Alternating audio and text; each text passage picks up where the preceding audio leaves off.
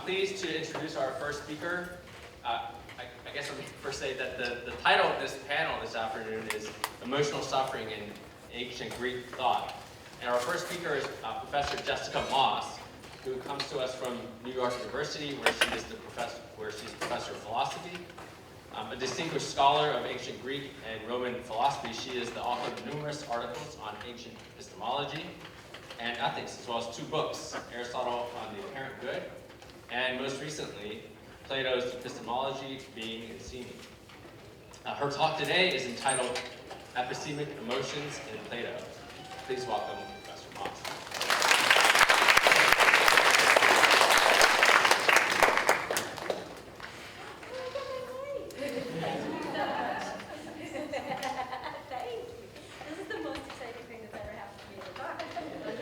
Can you hear me? I'm wearing a mic. Okay, good. And I will walk around a little bit, but if that goes badly, I'll stay still. Okay, so first of all, just a huge thank you to Jonathan for inviting me. Apparently, when he got his job here, I told him he had to invite me. I don't remember doing that, but I'm delighted that he did. And to the organizers of this conference and to everyone who's been speaking, it's been really interesting for me. And secondly, the title of my talk, I just stuck with the title that I'd given a while ago, but a better title would be what you see for number 1 there, Knowledge and Healing in Plato, which also is more obviously connected to the topic of our conference. Okay, so what I want to do in this talk fairly briefly is just show that Plato suggests a picture of our relationship to things that we know. And what he suggests is that by coming to know something, you make that thing your own. You make it, the Greek word oikeon, which comes from the word for a house or a home, you make it part of your home. And even more strongly, you make it your friend. So part of what I want to do is just show that this is a view Plato has, because it's not super obvious or uncontroversial. And the other part of what I want to do is explore the repercussions for our topic, trauma and healing. Because this certainly suggests a really direct route, maybe not an easy route, but a direct route to healing from trauma. If some terrible thing has happened in your life, or some person has been a source of trauma in your life, by coming to know them, maybe coming to understand them even, getting to know them very well, the idea would be you can make them no longer something frightening and harmful and your enemy, but rather you can make them your friend. Now, when I think about that, that sounds to me very naive and maybe even a little bit perverse, right? You can imagine some trauma therapy that left the people who had undergone it loving the people who had hurt them or loving the events that had caused them. You might think that there's something, this is a kind of brainwashing, or that there's something that's gone wrong in that process. So what I'm going to suggest is, first of all, Plato's not naive in that same way. Second, the reason that he does think that we love the things we know goes very deep into his philosophy and shows he has what I'll call a kind of metaphysical optimism. Basically, the knowable parts of the world are the robust parts of the world, the real parts of the world are good. So anything you could really come to know really is good, and you really will come to love it. Whereas the things that are bad or harmful, when you try to get to know them, they're going to kind of dissipate. If you think of Plato's cave allegory, it would be like staying in the cave and trying to shine the light on the shadows. When you shine the light of knowledge on shadows, you don't get to know the shadows really well, you make them disappear. So that's the upshot that I'm going to find there in Plato. And then I'll just end by thinking or asking you to think with me about the question, is there anything left over for us in terms of this? Is he still offering us some insight? Can knowledge be a route to healing? So the second thing I put up there is that this idea that by knowing things we make them our friends, suggests a route to healing. Things either become our friends, or maybe, in a slightly more low-key way to put it, they lose their power to harm us or fear us or distress us when we come to know them well. And I don't think this is just Plato who says this kind of thing, so there is the famous saying, I've been looking it up, and it seems to be in the category of unattributed sayings. The French is tout comprendre, c'est tout pardonner. I don't know, it seems to go back to maybe Goethe, maybe before that. But the idea that by coming to understand, you come to forgive. So if I understand the person who hurt me, I no longer hate them, as the thought. And that seems to be borne out by certain practices, right? We have some empirical and lived data in their favor. So I'm thinking, for example, truth and reconciliation or restorative justice practices do seem to be a good route for healing. And they seem to be that way in large part because the victim stops hating or fearing the perpetrator through those processes, I think. And I was also thinking about the kinds of therapies that work by, for example, recovering buried memories of traumatic events, where the idea seems to be maybe not that you're going to come to love the event, but that it's because it's unknown to you, because it's mysterious or even outside of your consciousness, that has so much power to harm you, so that by coming to know it, you will somehow become closer to it, or if not actually friends with it, at least comfortable with it in a way. Okay. So when I put the question naive there, I'm thinking, well, not obviously naive, and yet in some ways still optimistic. Okay, so turning directly to Plato now, my section 2 called The Desire for Knowledge. I'll scroll down in a moment. I study both Plato and Aristotle, and I like them both, but I really love Plato. And one thing that bothers me is that Aristotle gets a lot of credit for things that Plato already said. So you may know this famous first line of Aristotle's Metaphysics, all humans by nature desire to know. So that's a beautiful line. It's very much there in Plato too. So for example, in the Republic, one whole part of our psyche, we know as the rational or calculating part of our psyche, he also describes it as the learning-loving or wisdom-loving part. So what is this desire for knowledge? That's something that people think about now in epistemology. There's a lot of literature on the value of knowledge. What is it good for? We seem to want it or care about it, but why? You might think the desire for knowledge is some kind of basic human instinct. We desire to know because we just have some kind of inbuilt curiosity. Some people think it's a desire for mastery, right? Conquer the world by knowing it. Maybe there's some kind of basic desire to be in contact with reality. I think Plato gives us this really interesting answer that the desire to know is somehow connected to the desire to have the world be your own or your friend. And the text that I'm using as focal is a really weird text. Yeah, I'll slow down so you can read it all. The context is, it's the first time in Plato's Republic where he makes the famous claim that in the best city, the rulers will be philosophers. And he gives a famous argument for this later in the Republic, but here in Book 2, it's very funny. We need people who are going to be gentle to their own, but savage to their enemies. And how are we going to get people like that to be our guardians? And he's like, oh, actually, we have a great model for that, dogs. Because dogs will be gentle to their own people and savage to strangers.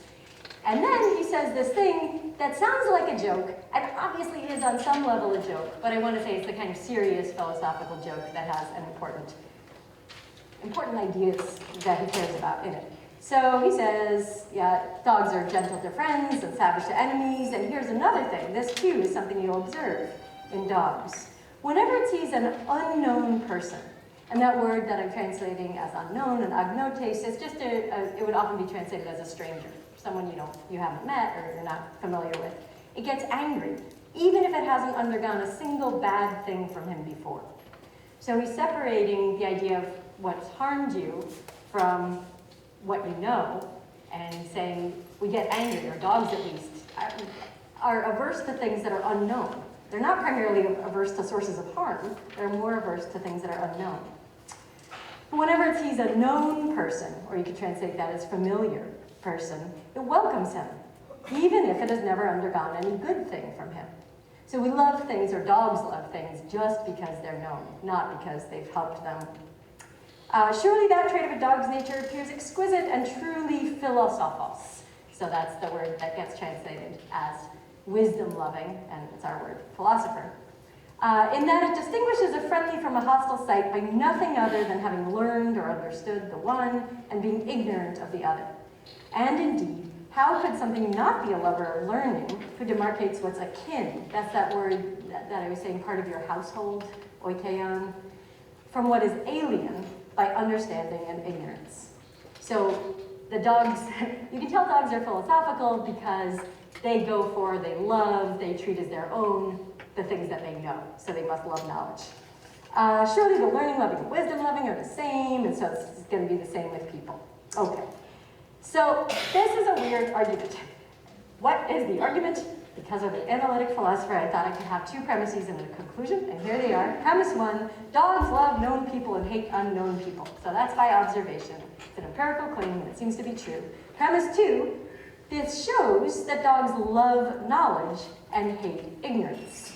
Now, you might think that there's some shaky steps there, but I think it's not that bad an argument. And I think that it really comes in when he says they're demarcating the friendly from the alien by nothing other than whether it's known or unknown, right? So it's not that dogs love people they know, and it so happens that the people they know are nice to them. There's really no other basis on which they're discriminating other than these are ones I know, and these are ones I don't know. So I guess they love knowing things. And maybe it's a pretty small step from there. I love knowing things, I love knowledge. That's not such a big gap.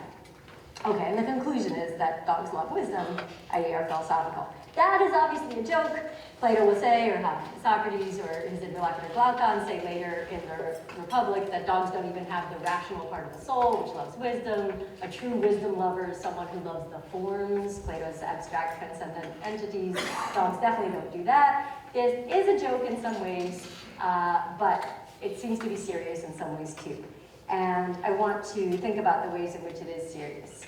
And just a starting point sometimes for me is to put Plato and Aristotle side by side. Here's a passage from Aristotle. It's from a not so well-known and very fragmentary, but probably authentic work called the Patrepticus, where we see Aristotle making really the same argument, not now about dogs, but about people. So this is, scroll down a little bit, my text 2. I'm thinking this is a case of Aristotle following Plato, although maybe Plato followed Aristotle because he was a student, and we learn a lot from our students. The fact that most people avoid death also displays the soul's love of learning, and that's the same word we had up in Plato, Philomatheia. For it flees, the soul flees the things it does not know, what is obscure and not clear, and by nature it pursues what is evident and known. So Aristotle's thinking our fear of death doesn't reflect our belief that death is bad or harmful, but rather it's just our fear of the unknown, just like the dogs who bark at strangers. It's for the same reason that we also enjoy what we're accustomed to or habituated to, both things and people, and call those people who are known or familiar friends. So just like Plato's dogs, Aristotle's saying we tend to be fond of and treat as our own and call friends people that we know or things we know. These things then show clearly that what is known and evident and clear is loved. And then he makes explicit what you might have called like premise 1.5 in my argument. If what is known and clear is loved, then it's clear that necessarily, he's punning here, but necessarily also knowing and being wise are likewise loved. So if I love what's known, that must show that I love knowing. I think that's an okay argument. I've been wondering about that one. Like if I loved what's cooked, does that show I love cooking? No. But maybe here it's a little bit better because if I call things that are cooked my own, maybe this shows that there's something about the I differentiate, I don't know. It's not going to work in every case, but maybe it's okay. All right, so there's a few things that I'm going to lump these two arguments together. I think they're very similar and they're both showing the same idea. And I want to bring out one really important thought about knowledge because at least contemporary analytic philosophers, when they talk about knowledge, they start thinking about belief and justification and reasons and warrant and so on. And I just want to really emphasize that the notion of knowledge they're working with here is the kind of knowledge that's paradigmatically exemplified when you know a person. So maybe it's the French connaître instead of savoir, or in English, knowledge of or objectual knowledge rather than propositional or knowledge that. In fact, I think that's a bit of a red herring, and that for Plato and Aristotle, all knowledge is of this kind, including propositional knowledge, but I'll set that aside for now. The emphasis here, the kind of knowledge that they're talking about us loving, and I think the kind of knowledge that Aristotle has in mind when he famously says that we all desire to know, is the kind of knowledge you have of a person you know well, or a place you know well, or something like that. Familiarity, or I'm going to call it good acquaintance. So it's not just that you're acquainted with a thing, but you've got some depth to that acquaintance. Okay, so the next thing I have in the handout is I have a bunch of things. These are not numbered premises. These are just a bunch of things that I think you might think are related that are coming up in these two passages. And I think there's an interesting project about which one of these, if any of them, is kind of basic. but at least I want to show that both Plato and Aristotle seem to be treating them as going together and as something that characterizes humans and maybe also dogs. So there's the desire to know, which I'm arguing knowledge is good acquaintance, so we should understand that as the desire to be well acquainted with reality. And they're saying that that is kind of exhibited by or evidenced by, number 2, aversion to unknown objects, barking at strangers, and love of known objects, calling familiar people friends. There's pleasure in the familiar and pain at the strange, so we enjoy, feel fond of, have good feelings towards things we know, and we feel averse to things that we don't know. And this is one where I think contemporary psychology has a lot to say and is proving Plato right about this. There's these studies that just having been exposed to something before makes you like it better. So if you show somebody a bunch of pictures and then you show one of them again, it doesn't seem to matter what's in the picture. They'll just like the familiar one better. Maybe that's because of ease of processing, kind of fluency. It feels good because we can retrieve it easily and we project that onto the thing. That would be one explanation of why we have this kind of pleasure in the familiar and pain at the strange. But I think we get a much more interesting explanation in Plato and Aristotle. We have some kind of maybe basic aversion to what is alien to us and a basic love of what is our own. So maybe that is just part of the human condition or part of the animal condition also. The Stoics, who come after Plato and Aristotle, think that that's the basic desire that all creatures have as soon as they're born. It's this desire for what's oikaion, what's familiar to them. So when you try to stay alive, that's because your body or yourself is part of you, and then when you're older, you start caring about your family or your friends, or ideally about the whole cosmos. That's just a kind of expansion of what's your own. So maybe this is a kind of basic aversion and love. Maybe it goes with a pleasure in the familiar and pain at the strange. And then some things that are related to it, and I don't really have thoughts here about which of these are basic, either in Plato and Aristotle or in reality. But they at least seem to be connected. There's this kind of aversion to feeling strange in the world, being kind of lost in the world, not being at home. And there's a desire that we have to feel at home in the world. So maybe the love of knowledge might ultimately be explained by coming to know things, we feel at home in the world.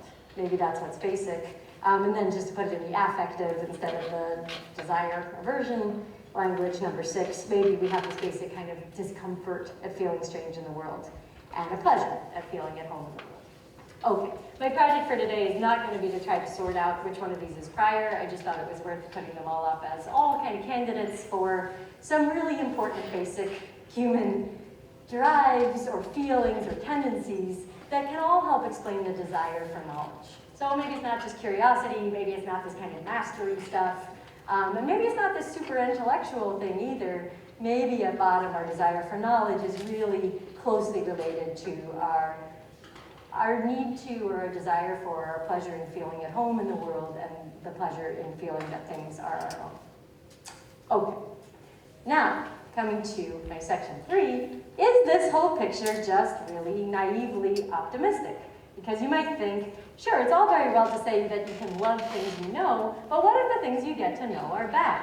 And obviously this is what's going to be the case if you're trying to get to know the sources of trauma, right? If you're trying to really relive and capture every detail of the traumatic event, or if you're trying to sit down face to face with the person who harmed you or killed someone in your family and get to know them the way that people sometimes do in restorative justice, for example, then that kind of premise there is that person, it's not like Aristotle says we fear death just because it's unknown. There's that thing has really harmed you. So isn't it naive to think that you can come to love something or become at home with it just because it is bad? Just because it's known. What if it's bad? So Plato really bit the bullet on this one. Remember, he said that dogs will love people they know even if they've never undergone any good thing from them. And that might be a kind of typical Greek understatement. Maybe even if they've been kicked by that person, they'll still fawn all over him because he's the familiar guy, might be the thought. Is this really naive, or is this a pretty good piece of human psychology?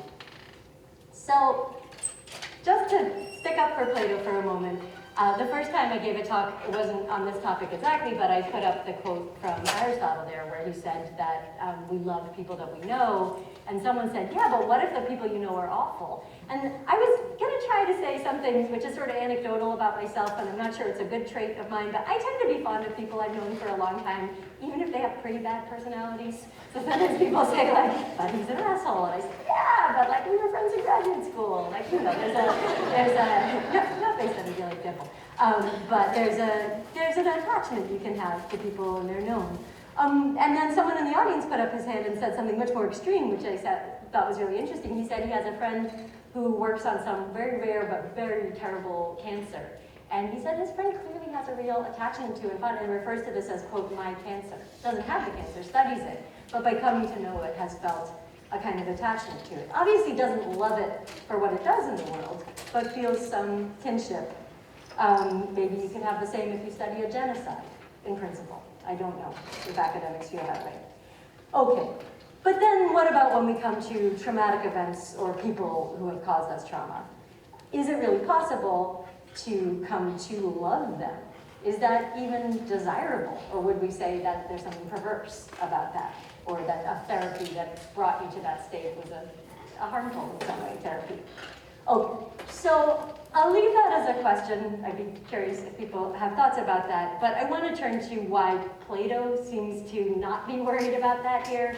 So you might think, well, not surprising that Plato would think that knowledge has this power, because he's Plato, he over-intellectualizes everything, famously.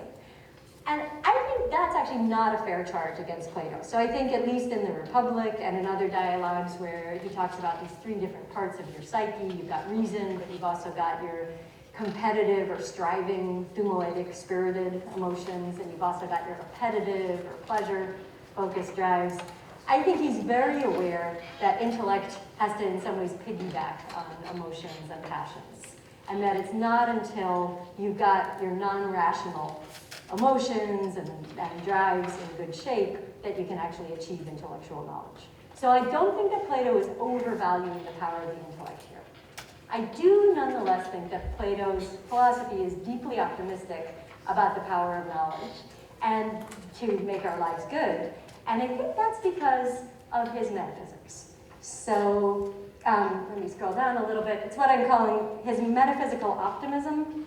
And the idea is that, the basic idea is, you can think of Plato's cave allegory, which I'm going to hope is familiar, but if not, there's the real world, which is outside, and that symbolizes the forms, which are actually invisible, imperceptible. You can only grasp them through thought, through intellectual knowledge. And then there's the cave world of shadows, which is, it's not an illusion, but it's not ultimate in any way. It's just this shadowy, derivative kind of thing. And that stuff is shabby, metaphysically unrobust, and it can't really be known. You can't have the best kind of understanding or precise, clear grasp, explanatory grasp, or anything of that stuff. Just like my metaphor about if you shine a light on shadows, they'll disappear. You can perceive them, you can have opinions about them, you can have physical, bodily feelings about them and emotional attachments to them, but those things are not the real things. And so the real things are the truly knowable things, and those things, the forms, are really good. Indeed, the form of the good is the uber form that gives all the other forms their being. They're really knowable, and they are also truly our own. So I'll give you some evidence for all that. Whereas the things down in the cave, or in other words, the ordinary perceptible world, where that very much includes any source of harm, I should emphasize. So if we heard the example this morning of the horrible rail crash that Dickens witnessed, or any other fires, and now any other traumatic event, the things that the Nazis perpetrated, all of those for Plato are part of the perceptible realm. And so he's not saying they don't exist, but he's saying that they're derivative, the way that shadows are.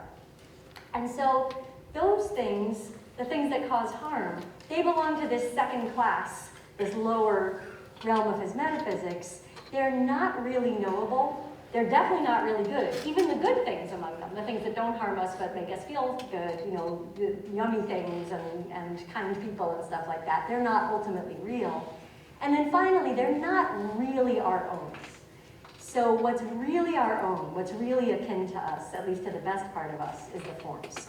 So the way that I put this on the handout, he's going to distinguish between real knowable things and sham knowable things, real kinship and sham kinship, and then real and sham goods. That didn't make it onto this page. I'll scroll down in a moment. But if you think back to the dogs passage is a joke. It's also an analogy, right? It's a symbol of something. As the dogs are to people, familiar and unfamiliar people, so philosophers are to the forms. And what Plato really cares about is our knowledge of the forms. That's the really good stuff. That dog stuff is just an illustration, the same way that he'll use a cave as an illustration of the real world, or the sun as an illustration of the form of good. Okay, so let me just say a little bit about this, and then I'll wrap up in a moment. Real versus sham knowables, again, something that Aristotle says pretty explicitly. Aristotle says that when you're getting educated, you have to start off with what's familiar and kind of easily graspable. And he says those are things that are knowable, gnorimon, to us, to humans. So the perceptible realm, the equivalent of Plato's cave. But Aristotle says that's not where you stop, because you actually move up to what's really knowable. It's going to be hard at first if you just, from day one of your education, you start trying to do metaphysics and geometry and theology. It's going to be too hard. You won't get it at all. But when you're ready, when your mind is ready, the grasp you can have, according to Aristotle, of things like essences, or according to Plato, of things like forms, is a much deeper, better, fuller, more precise, more clear, more stable, etc. kind of knowledge than anything you could have of the perceptible realm. So for Plato, only the forms are genuinely knowable. I have a couple of passages, text 3 and, sorry, T stands for text, by the way, T3 and T4 there, just to give you that idea. Maybe I'll just read the first one. So the cave prisoner's looking at shadows, and the first step in liberation is you turn around and you see the statues or puppets that are casting them. And then eventually you'll get up to the real world. But even at that first step, statues are more real than shadows, and they're more knowable. You can see them more clearly with your eyes adjusted. But in that first look, it's kind of the opposite. When he turns around to see the statues, his eyes hurt, and he flees, turning away towards the shadows, which he can observe, regarding them as in reality clearer than the statues. So to dogs, familiar people, they're like, that's what I know. And to ordinary people, familiar people, or familiar things, we think, oh yeah, that's knowledge. When I know a person, that's knowledge. But that's not real knowledge. That's just like cave prisoners being good at identifying shadows. And then text 4, when you get to the end of your education and you can see the sun in the cave allegory, which symbolizes the form of the good, and then all the other forms, that's real knowledge. That's really clear, and it gives you understanding, and it puts everything into perspective. Okay, so the kind of knowledge you could have of traumatic events or hurtful people, that's like what cave prisoners have of shadows. That's not real knowledge. So you couldn't really seek healing from trauma through getting to know things, because you can't really get to know those things. They're going to kind of dissipate. Then I said real versus sham kinship. Let me scroll down a little bit. The dogs feel kinship to the people they know, and I feel kinship to my old friends, and Aristotle says we call familiar people friends. But real kinship for Plato is what we have with the forms. So the real lover of learning, the real philosopher, will struggle towards what is, where that's not just stuff around here, that's all forms, being.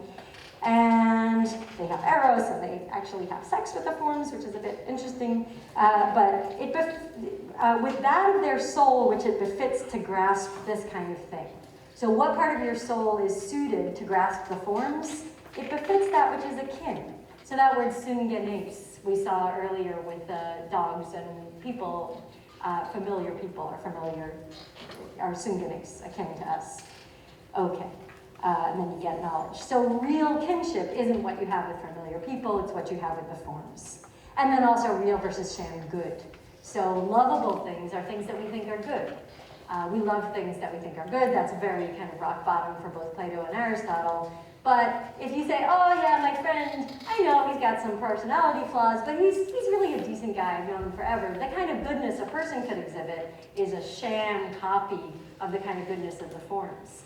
And the converse of that's going to be true for us also, right? The kind of badness that a horrible train wreck or a horrible fire or a horrible genocide could exhibit is just going to be a sham. It's not the real thing.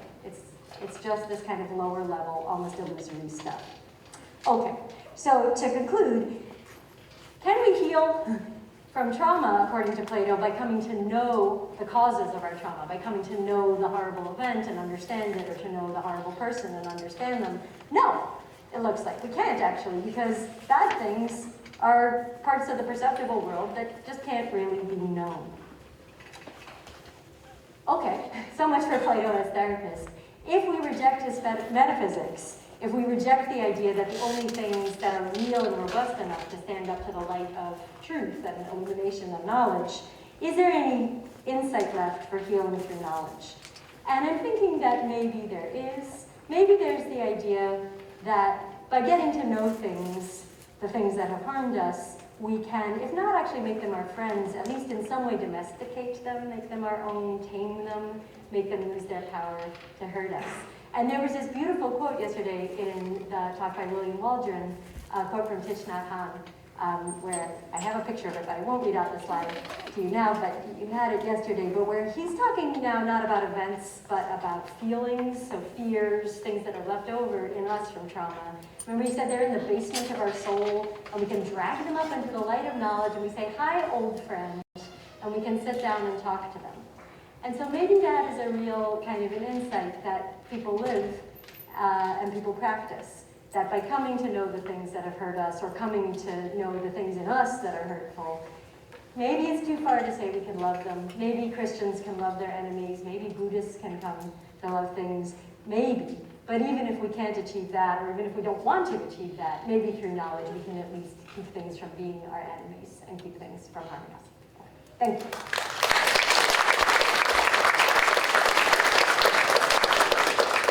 All right, so we've got 10 minutes for questions for Jessica. Yes, in the back there.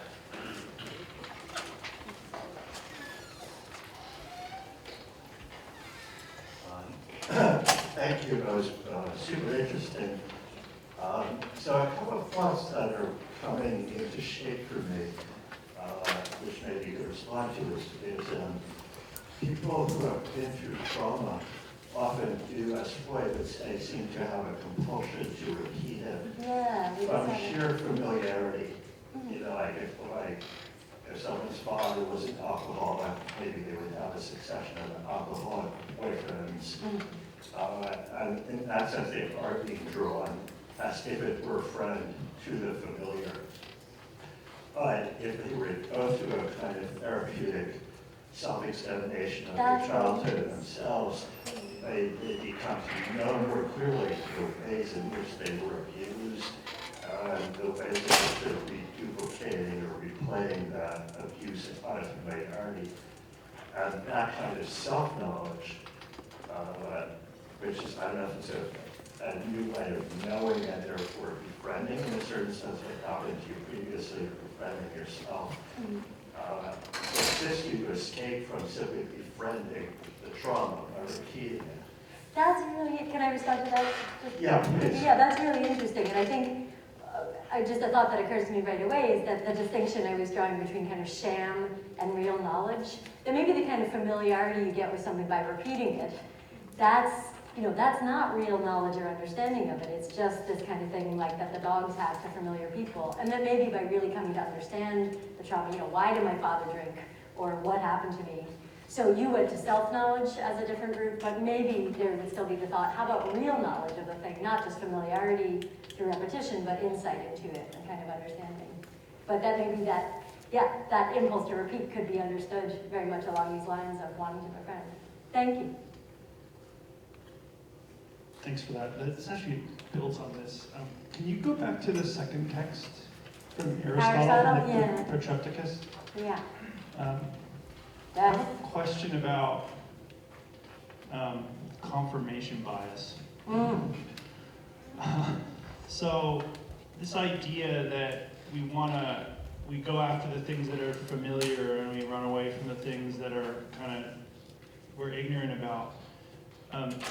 Is that meant to be a descriptive analysis of what we're up to, or is it normative, right? Because we don't, because that seems like a bad thing to me, right? Like, we want to like understand what we're ignorant of. We don't just Great. want to like recapitulate the familiar. That's Good. what psychologists call confirmation bias. Great. It's bad, right? Yeah. So can you say a little bit about how we would negotiate that tension relative to the kind of hierarchy that you're bringing in with the Platonic structure as Yeah. you go through? That's a great question, and actually a kind of different aspect of this project was working through these 6 things here. So why is the dogs passage a joke? Well, it's about dogs, and dogs can't be philosophers. But another reason the dogs passage is a joke is that you do not manifest a love of knowledge by barking at strangers, right? Like if dogs really love knowledge, then they wouldn't bark at the strangers and make them go away. They would go up to the strangers and sniff them and try to get to know them, right? There's a really nice passage by Nietzsche from The Gay Science where he says something similar to this, that, oh, this so-called desire for knowledge is just a desire for familiarity. We don't really want to know things, we just, yeah, so something like confirmation bias, good. So I think Plato is joking there, and I'm not sure, I don't know if Aristotle has a sense of humor, maybe my esteemed colleagues here will defend him, but I'm not sure he got the joke, would be my thought. But that, yeah, I know that what dogs are showing is this, what did I call it, this aversion to unknown and love of known objects, and Plato is saying in a kind of a wry way that this is exhibiting the desire for knowledge, but maybe the desire for knowledge has to be more basic than that, right? And it has to be a good the only reason that we should be averse to unknown objects, it would be better, it would be more noble, at least, if what we really wanted was to know them, rather than just to make them go away. Right? And a good way of satisfying your aversion to unknown objects or any of those other things is just pushing away everything you don't know. And unfortunately, that does seem to be a pretty basic, right? So people talk about knowledge resistance as a phenomenon. Yeah, right. So, yeah, that might be another bit of optimism on Plato's part. Yeah. Hi. Thank you. I was wondering if, when you're saying when someone hurts you, and if you get to know them, and that way you can understand and not hold grudges, because when you hold the grudge is hurting you, not them. They have no idea what's going on. Yeah. So is that the way, I mean, is that a way of, it seems like people expect me to get angry, hold a grudge for a long time, and it's just gone. And I'm just wondering if that's a healthy way. It sounds great to me. Yeah, absolutely. I mean, I think that would be part of the insight about healing, right? Is that when you're angry at them, you're not healing. That anger is right. So if you're angry at them, if you're scared of them, if you have any of these negative emotions to them, then you're still being wounded by them. And right? the world is really good, and whatever they're doing, that's not, I mean, like you say, that's not real. Right, okay, good. So you could have that attitude, and it's not just Plato, there's lots of other reasons, right? You know, maybe Buddhism would show you that this is all illusory, right? There could be other views that you had that you might think, though, what's real in the world is fundamentally good. And anything that's bad, some kind of confusion or mistake, and just let it go. Yeah, I do not embody that attitude by myself, but I would like to. It sounds really good. Excellent. Thank you.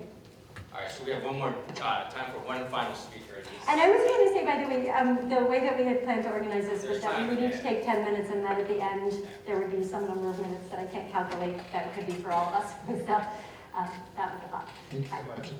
A couple of questions.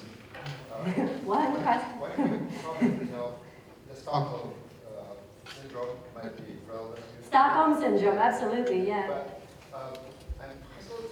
I think if you hold the microphone more. Puzzled by. Am I supposed to push the Word not word. Puzzled by the claim, pretty probably right about it, that what is outside of the cave, you know, of course, is it really normal, but that it's really our own. I'm not sure, I never thought of that as being a correlate to that. So I'm wondering how your thought goes together. And the other point I have is about healing. So you say you can't heal. You can't heal by knowing the causes of trauma. I mean, I think the clear Platonic answer is because you can't know the lack of something. You can only know what is and not what is not. I'm just back to Parmenides, right? So, but on the other hand, presumably, there is something that's going on when you're traumatized, right? Yeah. But presumably it's something about you, and fortunately, I mean, it's been done to you, but now it is something about you, that you are lacking something. You are not able to be a real stoic in the sense of not giving reality. You should not give reality what is happening to you, I think. It's That's the only answer, interesting, maybe. yeah. So I think that's different, that's quite different from how I've been thinking about Plato, thinking about this. Yeah. What I was thinking for Plato is that, so something you'll often hear Socrates saying to people, the kind of things that ordinary people think of as both benefits and harms are not, right? So this is very Stoic, right? The only way you can really harm someone would be by harming their soul, making them unjust. And the only way you can really benefit someone is by helping them to become virtuous. So whether someone has, conventionally speaking, harmed me, for example, physical harm, or conventionally speaking, benefited me, given me money or given me a good job, it's not that it's a lack versus a positive, it's just that it's all in the realm of shadows. And just very briefly on it being akin, so this is the famous argument that's sometimes called the affinity argument in the Phaedo, that our souls, or in the Republic it's going to be the rational part of our soul, is like the forms. It's stable, it's clear, it's permanent in some way, whereas it's our bodies, or in the Republic also the non-rational parts of our soul, that's akin to the perceptible But part of that's our not demonstrated, right? That's just a claim. It's a very deep claim for him, and yeah, demonstration, come on. Not Plato's job. Okay, thank you, everybody.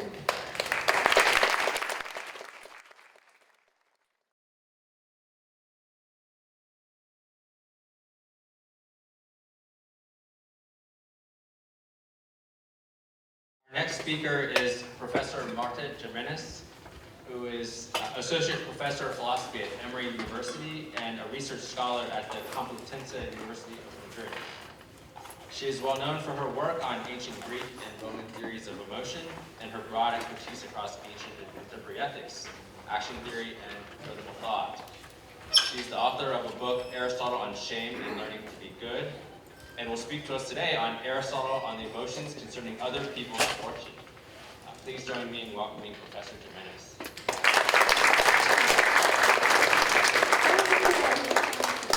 Thank you. Thank you for having me. Thank you, Jonathan, for inviting me. And thank you in general to the University of Hawaii, to invite me here too. And to all of you for being present here in a beautiful Sunday afternoon in Hawaii.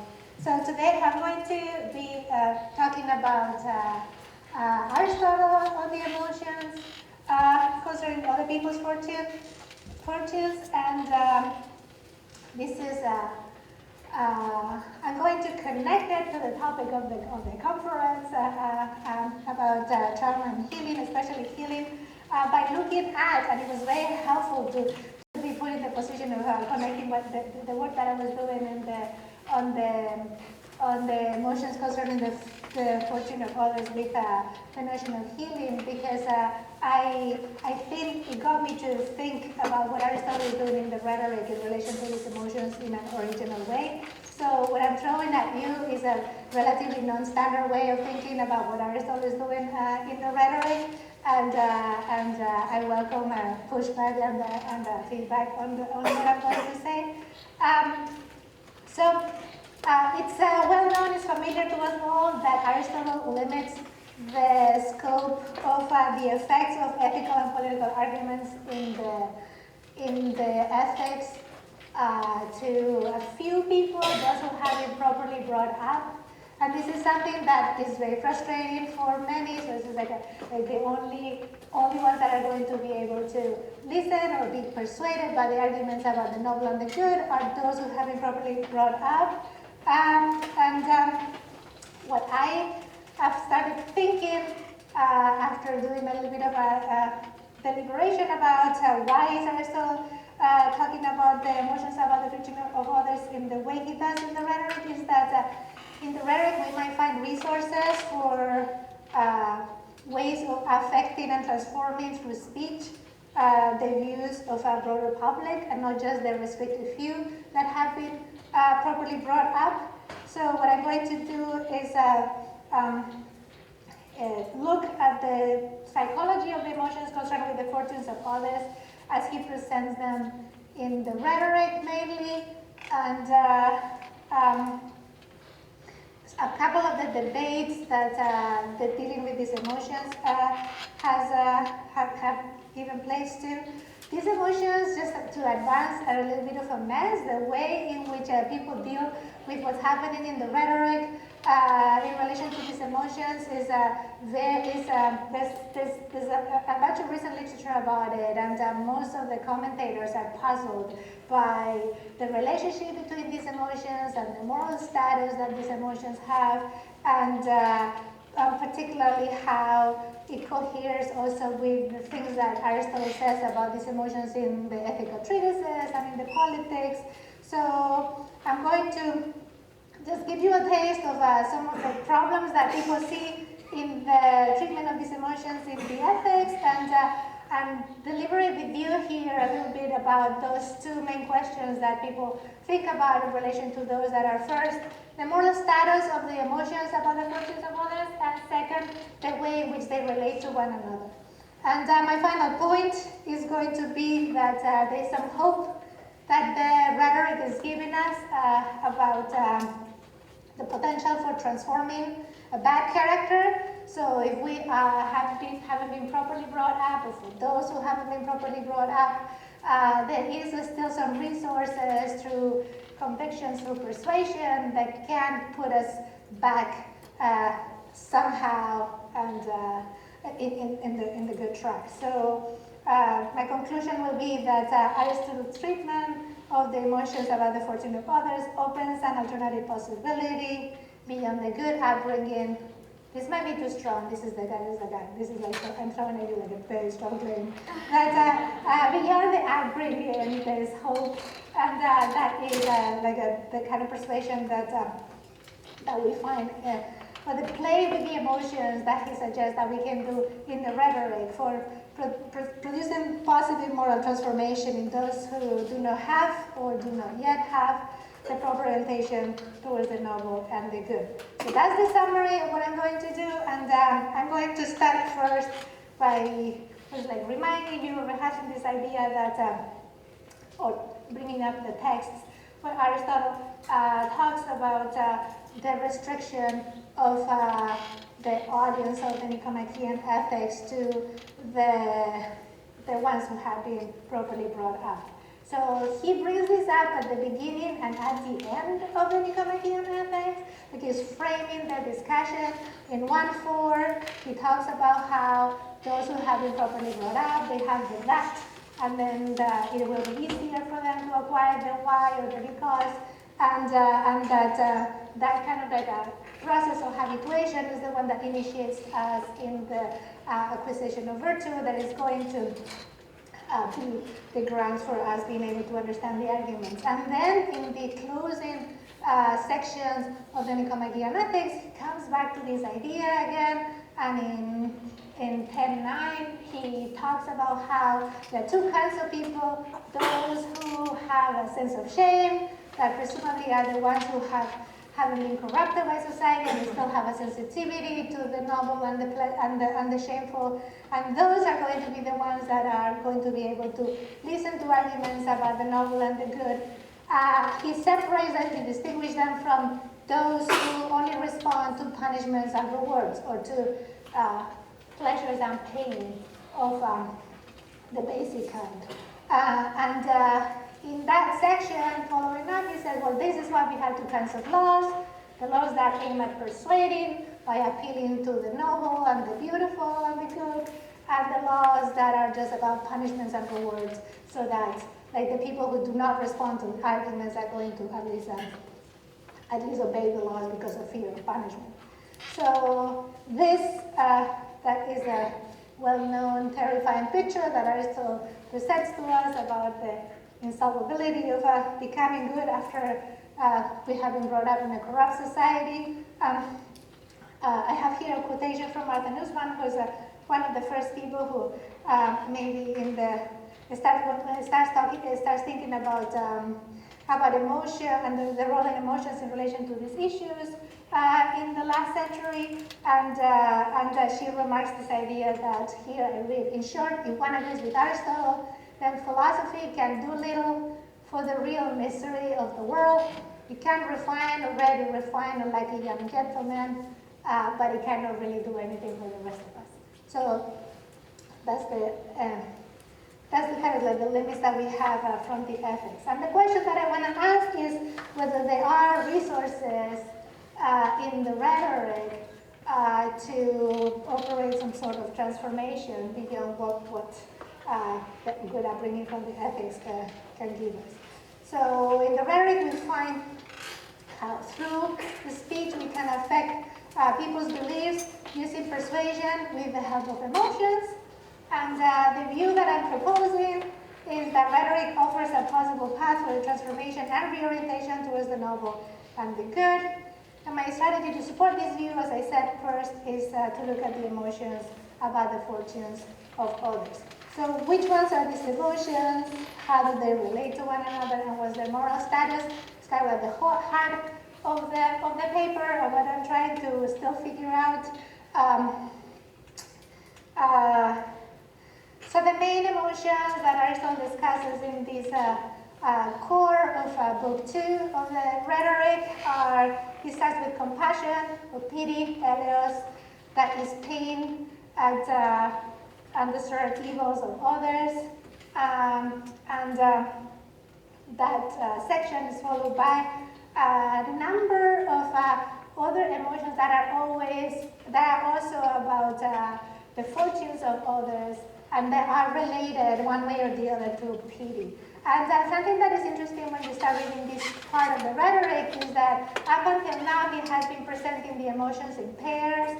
So you have anger and calmness, or you have fear and confidence, you have shame and shamelessness, and then when it gets to pity, the question about who's opposite of who gets to be a mess, and like in a way, indignation is opposite to pity, or to compassion, but also this other unnamed emotion that is the pleasure of undeserved evils. Undeserved evils is the opposite to pity, and then you have this claim about how envy in some way is also opposite to pity. So there is not a clear pairing of the emotions in that section, and he presents us with this list that he goes one by one. And in some cases there are more some clear opposition, but the way in which the emotions are opposed and they are related to one another is not as clear as in the other cases. So we have on the one hand compassion and pity then, that is the pain at undeserved evils of others, sorry that's missing. Then the opposite, direct opposite, unnamed emotion of pleasure at the deserved evils. Indignation, nemesis, that is pain at the undeserved goods.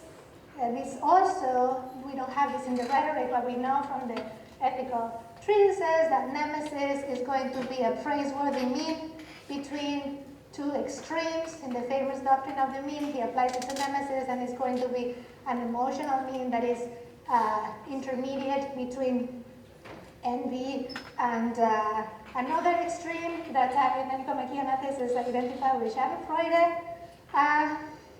It also has its own opposite, even if in some way it's opposite to envy. It also has this other opposite of the pleasure of deserved goods. Then we have phanos, envy, that is the pain at other people's goods with no regard for desert, and Schadenfreude, that is the pleasure at other people's evils with no regard for desert when we're happy about bad things happening to others, whether they deserve it or not. And emulation and the state. Here you have the list. What I want to highlight of the way in which Aristotle deals with these emotions in the rhetoric is, well, first, all emotions are concerned with or negligent of considerations about the sort of merit, and this is something that he's going to comment in the description of all of them.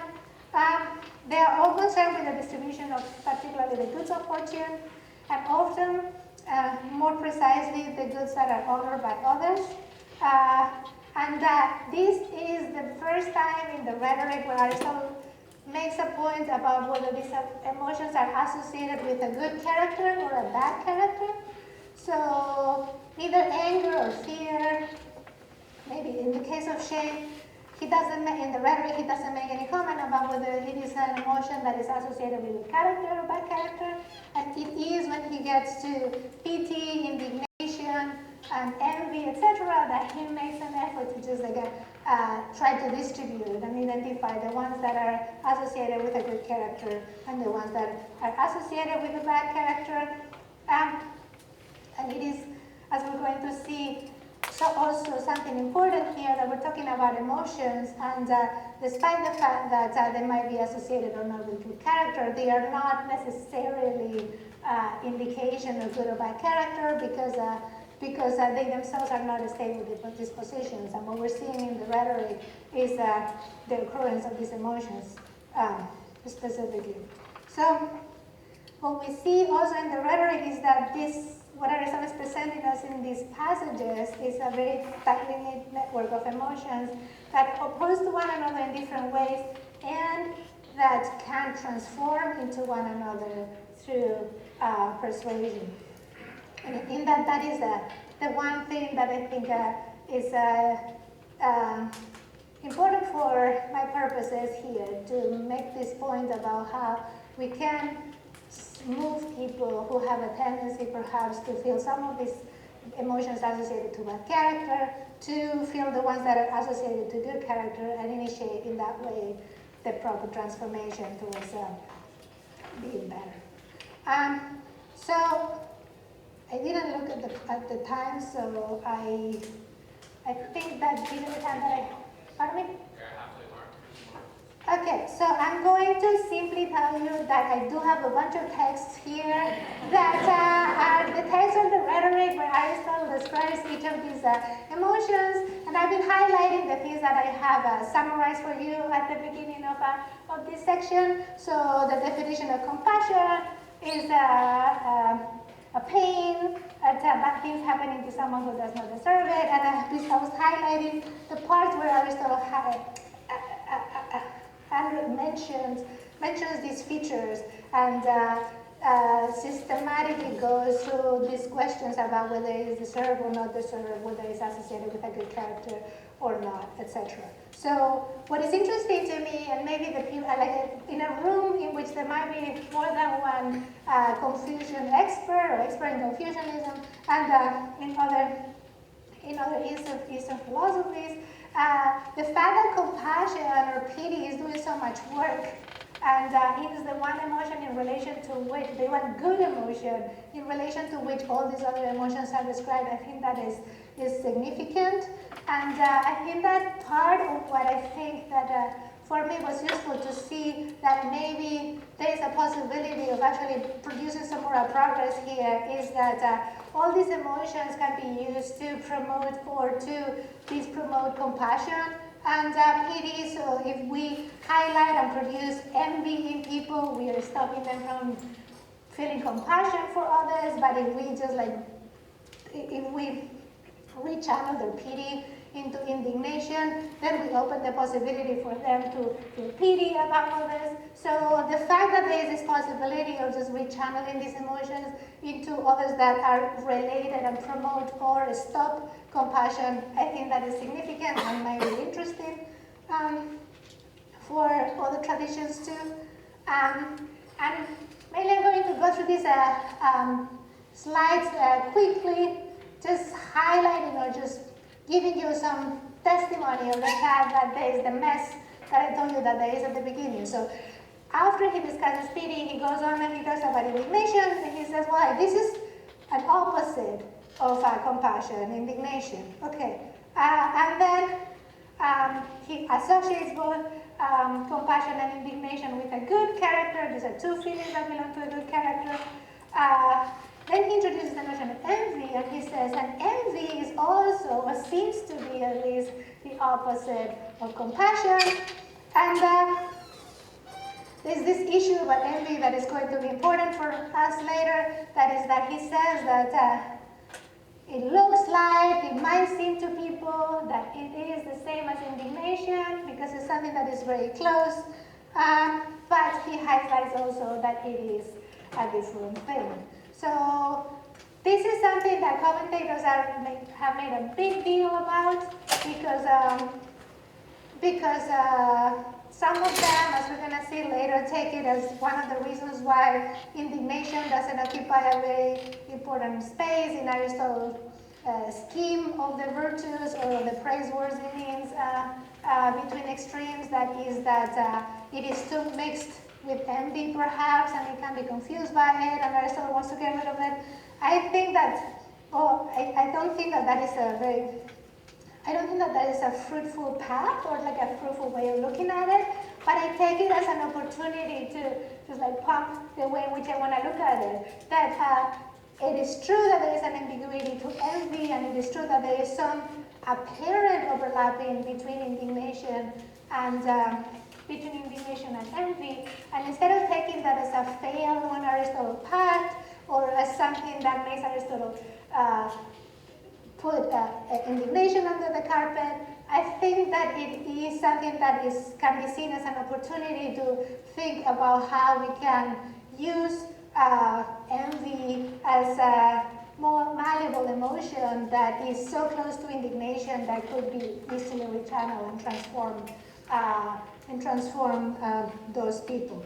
Okay, so this is the one passage where there is an explosion of opposites to compassion, and there is like the first opposite of compassion was indignation, and now there's like a number of like contrary feelings that some of them are named, some of them are unnamed, and they all have these features of being about the lack of others and with considerations about whether they are deserved or not deserved. In a way, all the emotions that are related to envy and schadenfreude and the related ones that are the ones that belong to bad people are the ones that are going to be susceptible to be used to impede compassion. And we can infer that the other ones, the ones that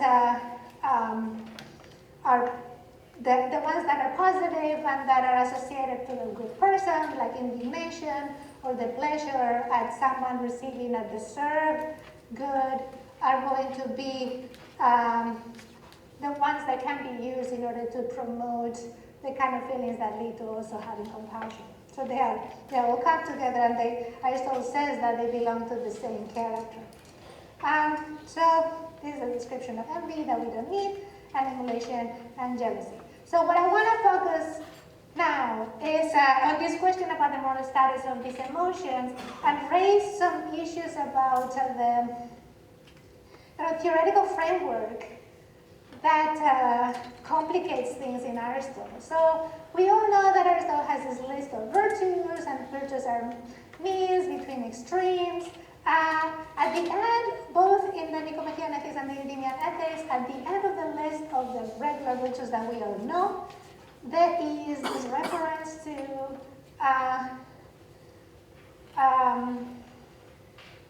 there's this reference to what he calls the praiseworthy means that are in the emotions, that are emotional, they are not virtues, they are emotions.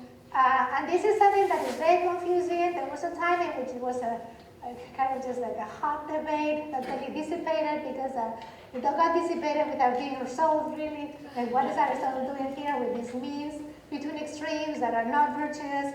I think that Aristotle is trying to find some flexibility in his scheme of the virtues and give us also some intermediate tendencies and the possibility of like feeling certain emotions that are going to make us lean towards virtue without making us virtuous fully.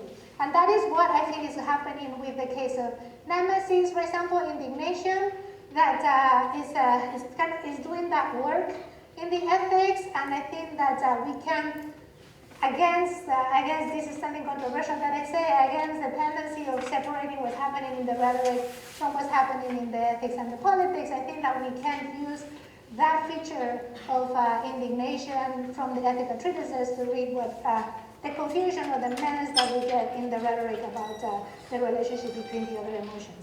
So I want to first say something about the distinction between emotions and virtues. In the book 2 of the Nicomachean Ethics, Aristotle tries to clarify the distinction between emotions, virtues, and capacities. And what he says, this is very small, I'm using my computer, this is bigger for you, thank God. So the things that are numbered here are the ways in which Aristotle says that emotions are different from virtues, and the reason why some things are emotions and they're not virtues. And the first one is that we're not called excellent or base on account of our emotions. So you're not a good person or a bad person for being angry, or for simply being angry, or for simply being calm, or for simply being scared. But it's got to be with love, in the right way, in the right moment. We get to be called excellent or not for the way in which we are related to our emotions, and not for simply feeling the emotions. We're not praised or blamed on account of our emotions either. 3, we become angry or feel fear without deliberate choice. One thing that differentiates, the main thing maybe that he keeps repeating when he wants to differentiate emotions from virtues, is that emotions are not associated with choice. Prohyrus is this Aristotelian word that maybe I prefer for modern ears to translate as like commitment. So there is no, that we're not committed to be that kind of person. And 4, so like we can't get angry without being committed to just like that anger in a particular. So it is only when it is out of vice or out of virtue that there is that commitment with the emotion. But the emotion can occur without having that sort of commitment if it is simply an emotion. And then we are said to be moved on account of our emotions, but on account of our virtues, we are the agents ourselves. So those are the features.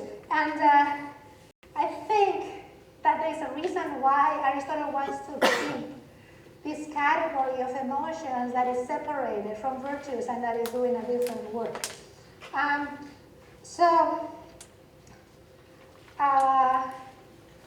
The category of the praiseworthy means between extremes that I was talking about before is, I think, one that he reserves because he's trying to open some space for good tendencies that people can have before they have become virtues, before they have stable dispositions of character, or even when they are in intermediate positions in general. And what is interesting is that the two emotional means that are praiseworthy that he highlights is shame on the one hand and indignation or nemesis on the other. And in both cases, I think, and I've done a lot of work on shame, and I'm convinced of this, but I don't have time to convince you. But I do think that there's something similar happening with indignation, that what I think that is happening with shame, that is an emotion that has the potential of turning us in the right direction, despite the fact that it is not yet a stable disposition of character. And that's why Aristotle puts it in this strange category of the praiseworthy means that are emotions and not virtues. Indignation is a praiseworthy affective mean, and he characterizes as a mean between envy and schadenfreude. I give you here the way in which he describes it, so that you judge whether you think that it is coherent or not with what is happening in the rhetoric. A lot of commentators think that this description of the indignation as a mean is incoherent and also doesn't fit well with what is happening in the ethics. I don't really see the problem with it. Indignation is an intermediate between envy and schadenfreude.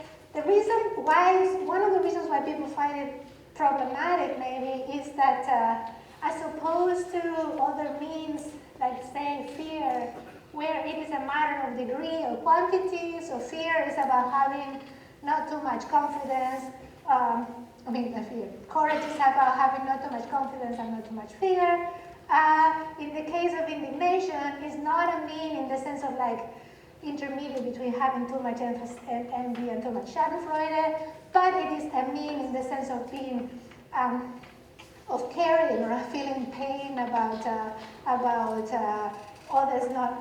having things that they don't deserve, is related to doing it for the right reason, or is related to doing it with an eye of questions about deserve and merit, really, as opposed to what happens in the case of the envious person or the person who is schadenfreude, that do fail at being extremes, not because they have too much of the feeling, but rather because the feeling is oriented towards the wrong goal, or it just has the wrong perspective about like why care about whether others get good external goods or not.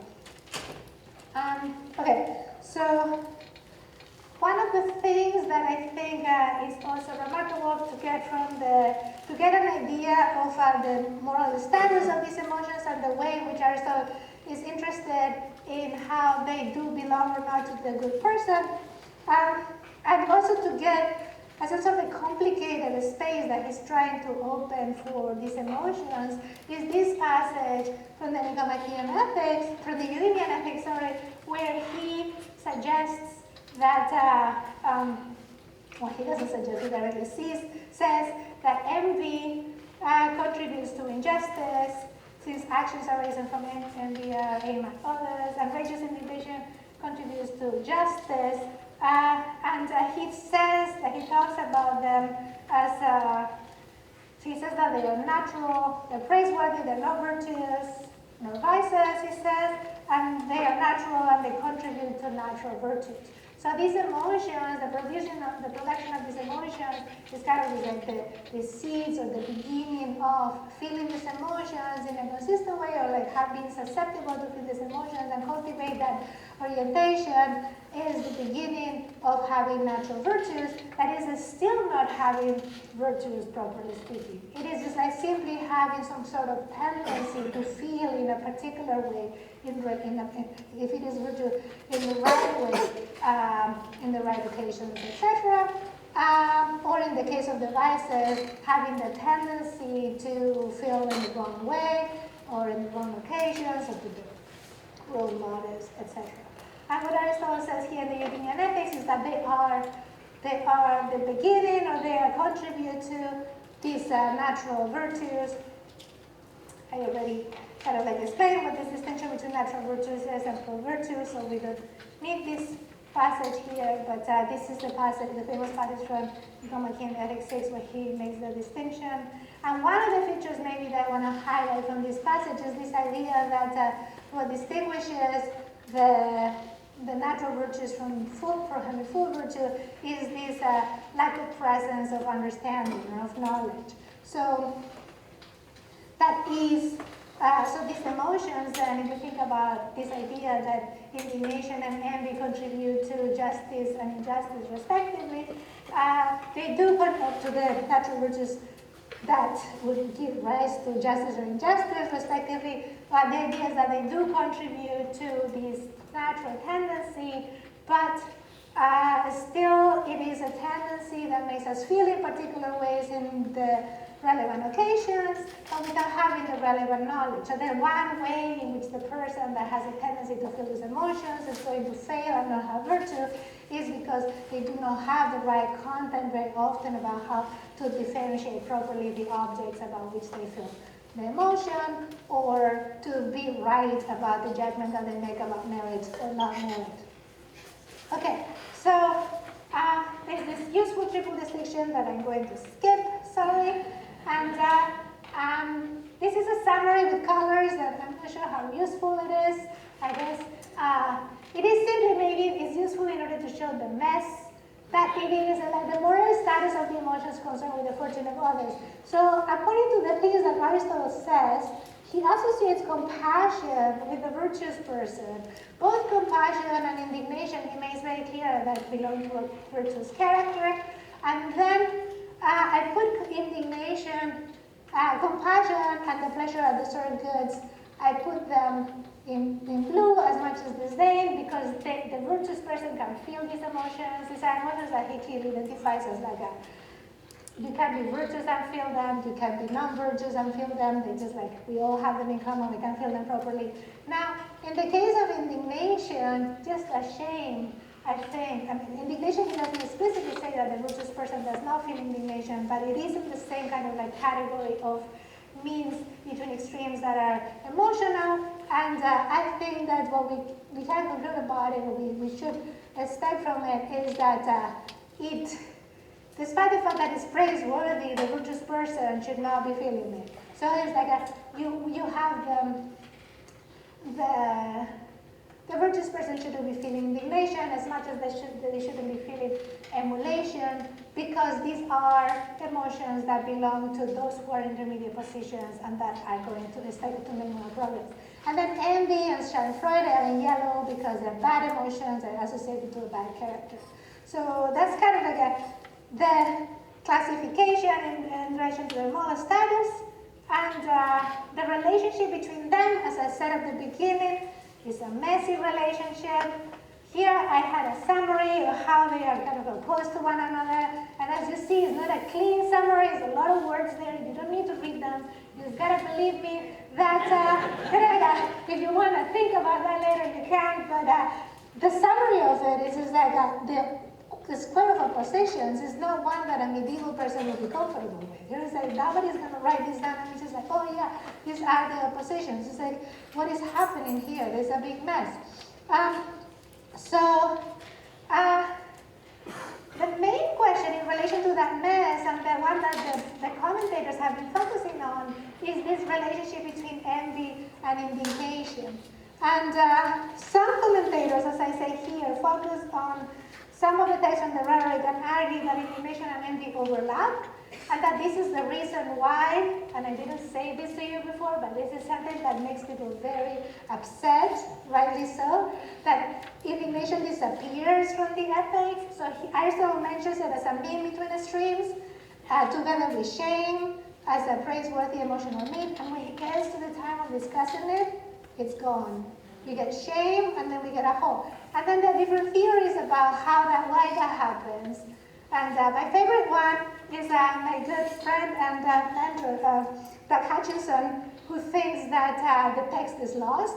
That's the best explanation. The text got lost. I really like that one the best.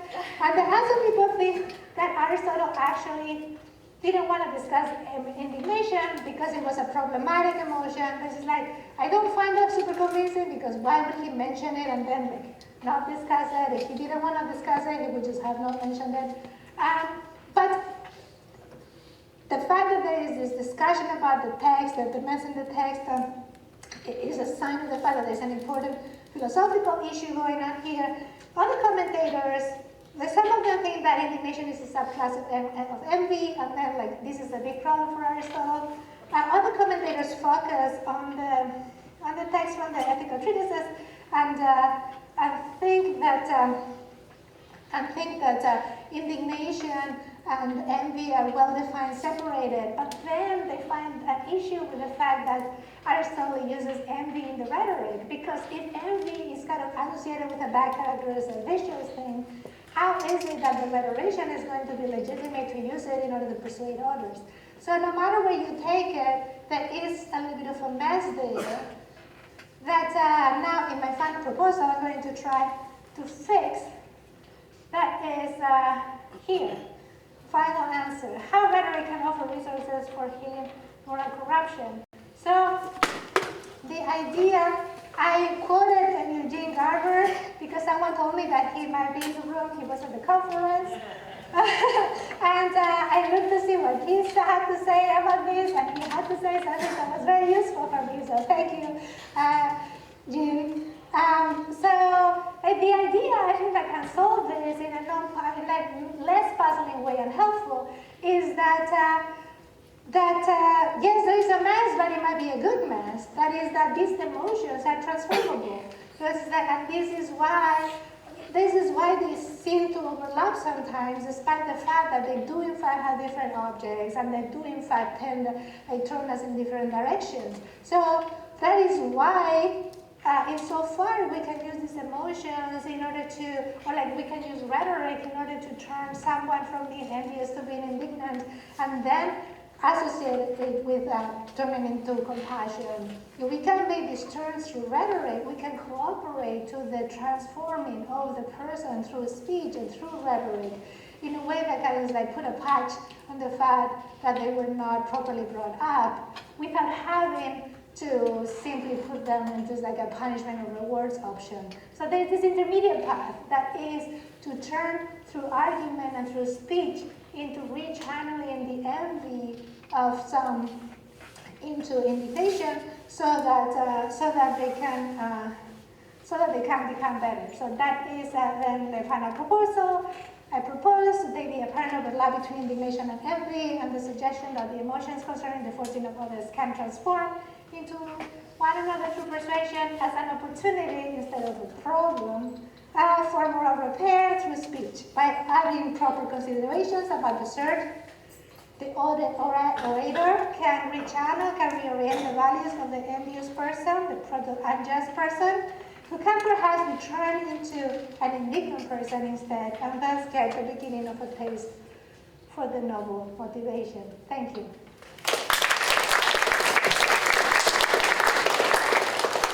Okay, so we're going to do question and answer for 10 minutes, and then we'll take our break. Yes. Hi, thanks, Marta, for this rich, fascinating talk. I just want to share my reaction about indignation and envy. It seems possible to be indignant without envying, in reaction to the view that indignation may be a subclass of envy. It seems that if I think I have the thing that is the good that is being had by the other person, there's no reason for me to envy because I have it too. But I can still feel indignant because I don't think they deserve it. I have it too, but I don't think they should have it. So it seems to be evidence that indignation is not a subclass of envy. It's not a species of it because I can have indignity without envy. That's just a quick comment. Good. I completely agree with the fact that that example shows that there's a difference between the two emotions. I don't think that the critics that think that there's an overlap would be very uncomfortable with that. They will be sure, and yet there is also overlap in other cases. And that's, I think, all that they need in order to point out that there's a kind of like a slippery situation in which indignation turns to be a problematic emotion. I actually, in a longer answer to this, I could say that I think that there is very clear criteria. I may be in the answer here, but I do think that there's very clear criteria for the distinguishing between envy and indignation. That is, and I skip that part, is my favorite distinction in the Greeks and especially in Aristotle, but I think that all the Greeks are on board with this.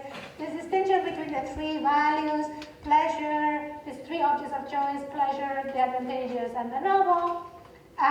To me, I think that the clear distinction between envy and indignation is that indignation is about the noble. It is about how, like the cert, like the way in which the cert is decided, and the things that the cert is about are going to be related to questions about nobility. While in the case of envy, and similarly, Schadenfreude, there is this point about the goods of fortune, especially pleasure and benefit in general. So it is because of that there's a divide there, and the sensitivity of the envious person.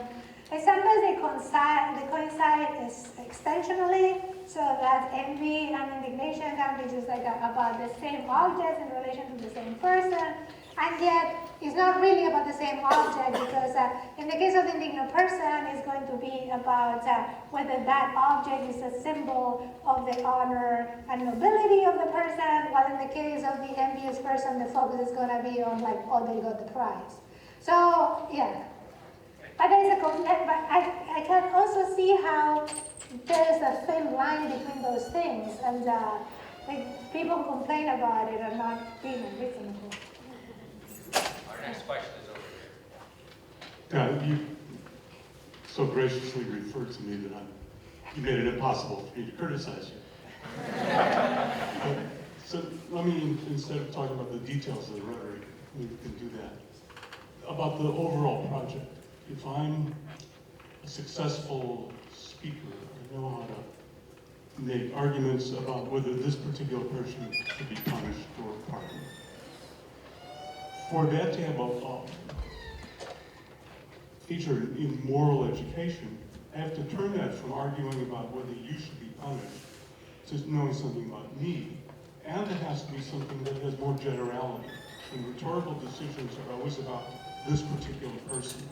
So I want to know how you think you get over those two gaps between talking about someone else, my having an orientation towards the noble, and how you move from talking about particulars to talking about something with more generality than that.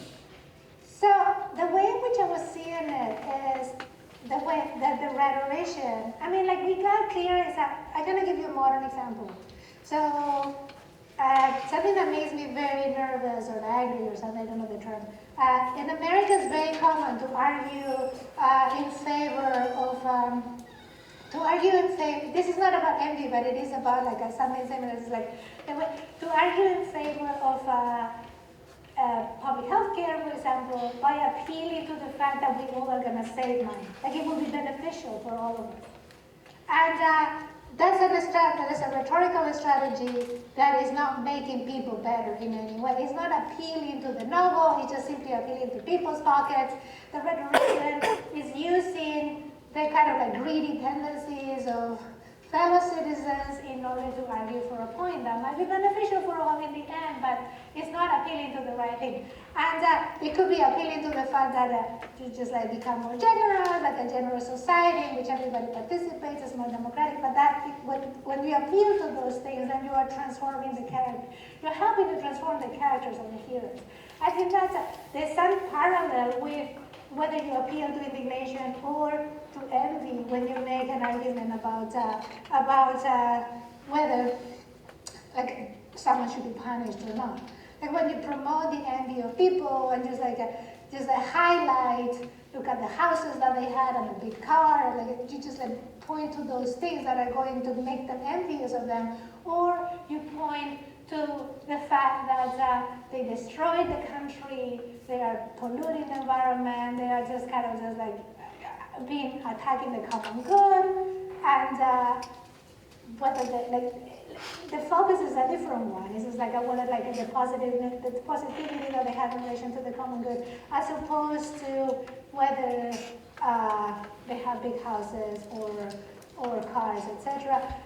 When the focus is on questions about mobility as opposed to questions about merely like pleasures and pains or benefit and loss. Is that helping? So I think that is educational. It does offer a potential for transformation when the rhetorician, when the orator treats people that way, as assuming in them the possibility of caring for the relevant thing, instead of promoting a desire that they might already have for the wrong thing.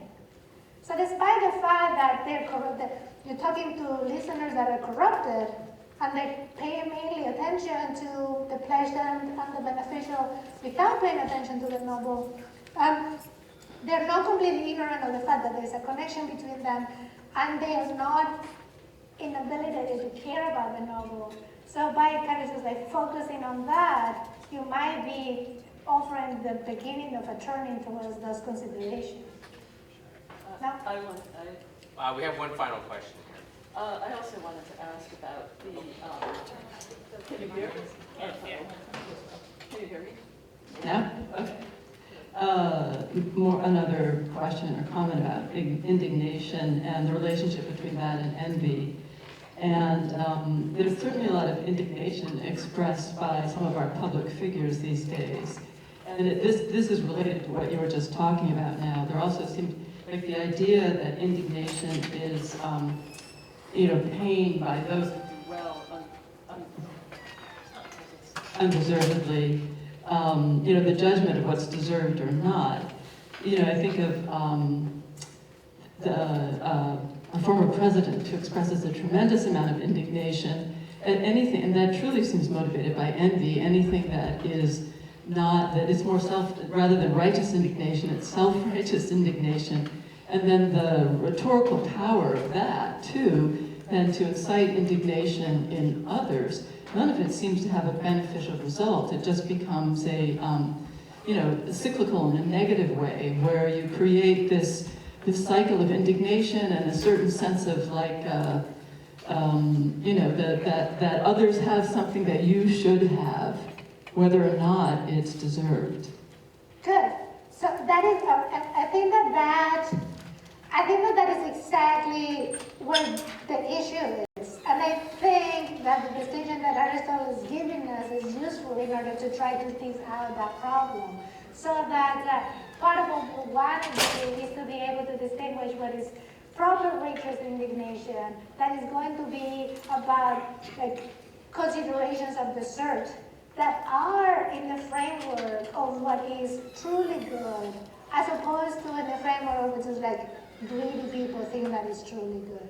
So in the case of envy, the considerations are going to be insensitive to contributions to the common good, or to generosity, or to virtue in general, and they're all going to be about maximizing pleasure, minimizing pain, optimizing profit, minimizing loss, and without any consideration to questions about virtue or the common good. And that separation makes envy a lookalike of indignation, but not the true thing. So getting more refined about the distinction between these two things, and using the kind of rhetoric that promotes the one and minimizes the other, is kind of like the strategy I was suggesting. So I think that fits well with what you're saying. Thank you. Yes. We have one last question, actually. Yes. My question has to do with the temporality of these emotions. So, for example, we might argue that to envy another person's well-being for an hour is different from envying them for 24 months. Now, an hour or 24 months both involve a series of choices and decisions. Not only that, the envy itself, the onset of envy itself, involves a number of negotiations between reason and unreason and so on. And those negotiations, dialectical as they are also a series of miniature choices. In other words, envy, indignation, and so on are also objects of choice, except that they're objects of choice with different kinds of temporality. It is the temporality, shorter envy or longer envy, that distinguishes a bad person from a good person. So a good person will not envy for 24 months. They will grant themselves the permission to envy for 24 hours. And after that, they choose to stop. Please, could you comment on that? Good. So, I'm going to try to answer this from what an Aristotelian, I take to be an Aristotelian perspective. And I do think that is why Aristotle is introducing this distinction between having an occurrent emotion, having a tendency that is not a fixed disposition yet, and having a dispositional character. So the dispositional character is like being a good person or being a bad person. And then there is this thing about emotions, that emotions can be simply episodic. It can be occurrent. What you said, you can feel them for 5 seconds, you can feel them for 1 hour. It still is not making you a bad person. Now, if you feel them with a very high frequency during a long period of time, you might already get not just an occurrent emotion, but a tendency to feel that emotion. It's kind of like poisoning you. And if you get a kind of like television or like newspapers that make you feel that emotion during a whole election period, for example, then you just might be just starting to make choices in the light of that emotion that you're feeling. And yet you might not be a bad person or a good person, whatever the quality of the emotion is. Because for you to have that stable disposition of character in the Aristotelian framework, you do need to have this kind of just like coherent attachment of like of all these things together and have a stable disposition to react that way in relation to the same things in the state like with that kind of criteria. And that's a kind of, it's a technical usage of the notion of the term choice that is translated in the Aristotelian word prohairesis, and that's why I was trying to translate it for more like a common understanding as some sort of commitment. When there is some sort of life commitment with your envy, so that you are, that this is what you are. It's like you illuminates the way in which you navigate the world, then that is kind of like having a stable disposition of character. But you can, and you're totally right, and I think that there's a space in this framework to feel envy for half an hour or even for 24 hours, and still that is not something that makes you a certain kind of person. Now, that kind of like connects well with the intention that I had in my talk and the limits of what I might be able to do in using the rhetoric as a potential tool for transforming characters, because as we all know, Aristotle thinks that we become certain kinds of people by like consistent practices in our everyday lives, and like that's something that has to also start early on in life, so that this is like something that becomes stable and consistent. So being simply subject to a certain kind of rhetoric and cultivating certain emotions only opens the possibility for that transformation, I think. But it is not something that turns you around. But we yeah. may not need the rhetorician at all. Do we need? We don't need a rhetorician. We may not, sorry. And the reason why we may not need the rhetorician at all is that envy is coincident with choice. That's the point I'm making. That envy is always, the emotion is always coincident with one choice or a series of choices. So it is the framework, the dialectical framework of emotion and choice. That's why I gave a distinction between an hour's envy and 24 months envy. Because if you read it that way, basically you are taking one part of Aristotle, the Nicomachean Ethics, to critique another part inside the ethics. Right? You don't need to go outside the Aristotelian framework to generate the critique. The critique is inherent to his two positions. It's either choice or non-choice, emotion, but you can read them together, because Aristotle, we might also argue, his understanding of the human's emotions is ultimately defective. Because that's the point, is that it's defective. I didn't hear the last point. It's ultimately that Aristotle's understanding of the human emotions is ultimately defective. It requires upgrading. I mean, yeah, there's a lot of I'm just telling you the way in which I understand what Aristotle is doing, and the productive way in which I think that we can use it. I do think that as many horrible things as Aristotle says, which I completely deny, I'm not going to defend the man, he said horrible things. And yet, I do think that there is something very insightful about a number of things that he's saying, and this is why we keep reading Aristotle, despite the fact that he said the horrible things that he said. That is that we don't want to skip those things, we want to acknowledge them and flag them, but also we don't want to throw the baby with the bathwater. We want to, I think I'm using my case, I am Aristotelian myself. I didn't say we should dismiss Aristotle. I myself am well steeped, I'm an Aristotelian. What I'm just saying is that internal to his own logic, you can evolve a critique internal to his, that's what I'm saying. That the critique is already inside. Okay. You need to go outside. We're gonna have a Q&A period at the very end. We'll have further discussions.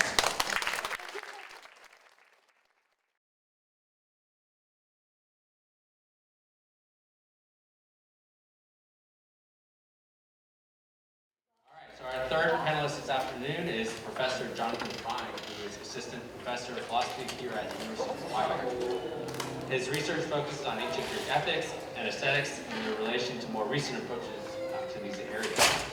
He's currently writing a monograph, Virtues of Appearance and the Concept of Beauty in Plato. His talk today is titled Repairing Honor, or Did the Greeks Have a Concept of Recognition? Please welcome Professor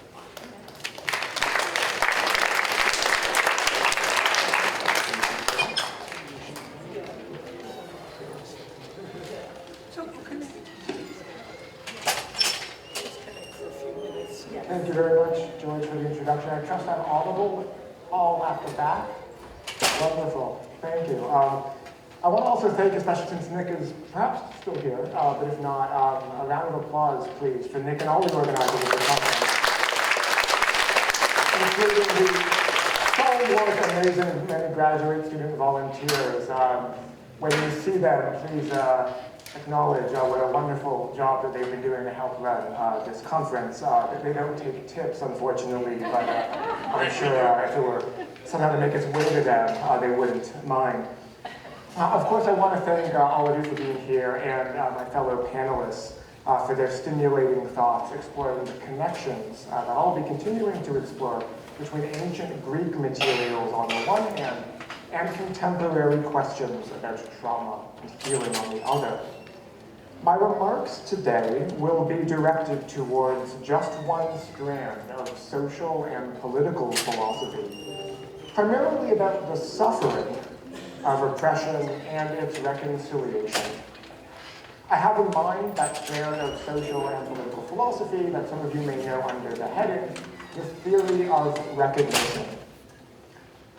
This names recent efforts, particularly from the last 30 years or so, to illuminate how interpersonal relations of respect on the one hand and esteem on the other are not just psychological goods or social goods, but matters of justice, political goods.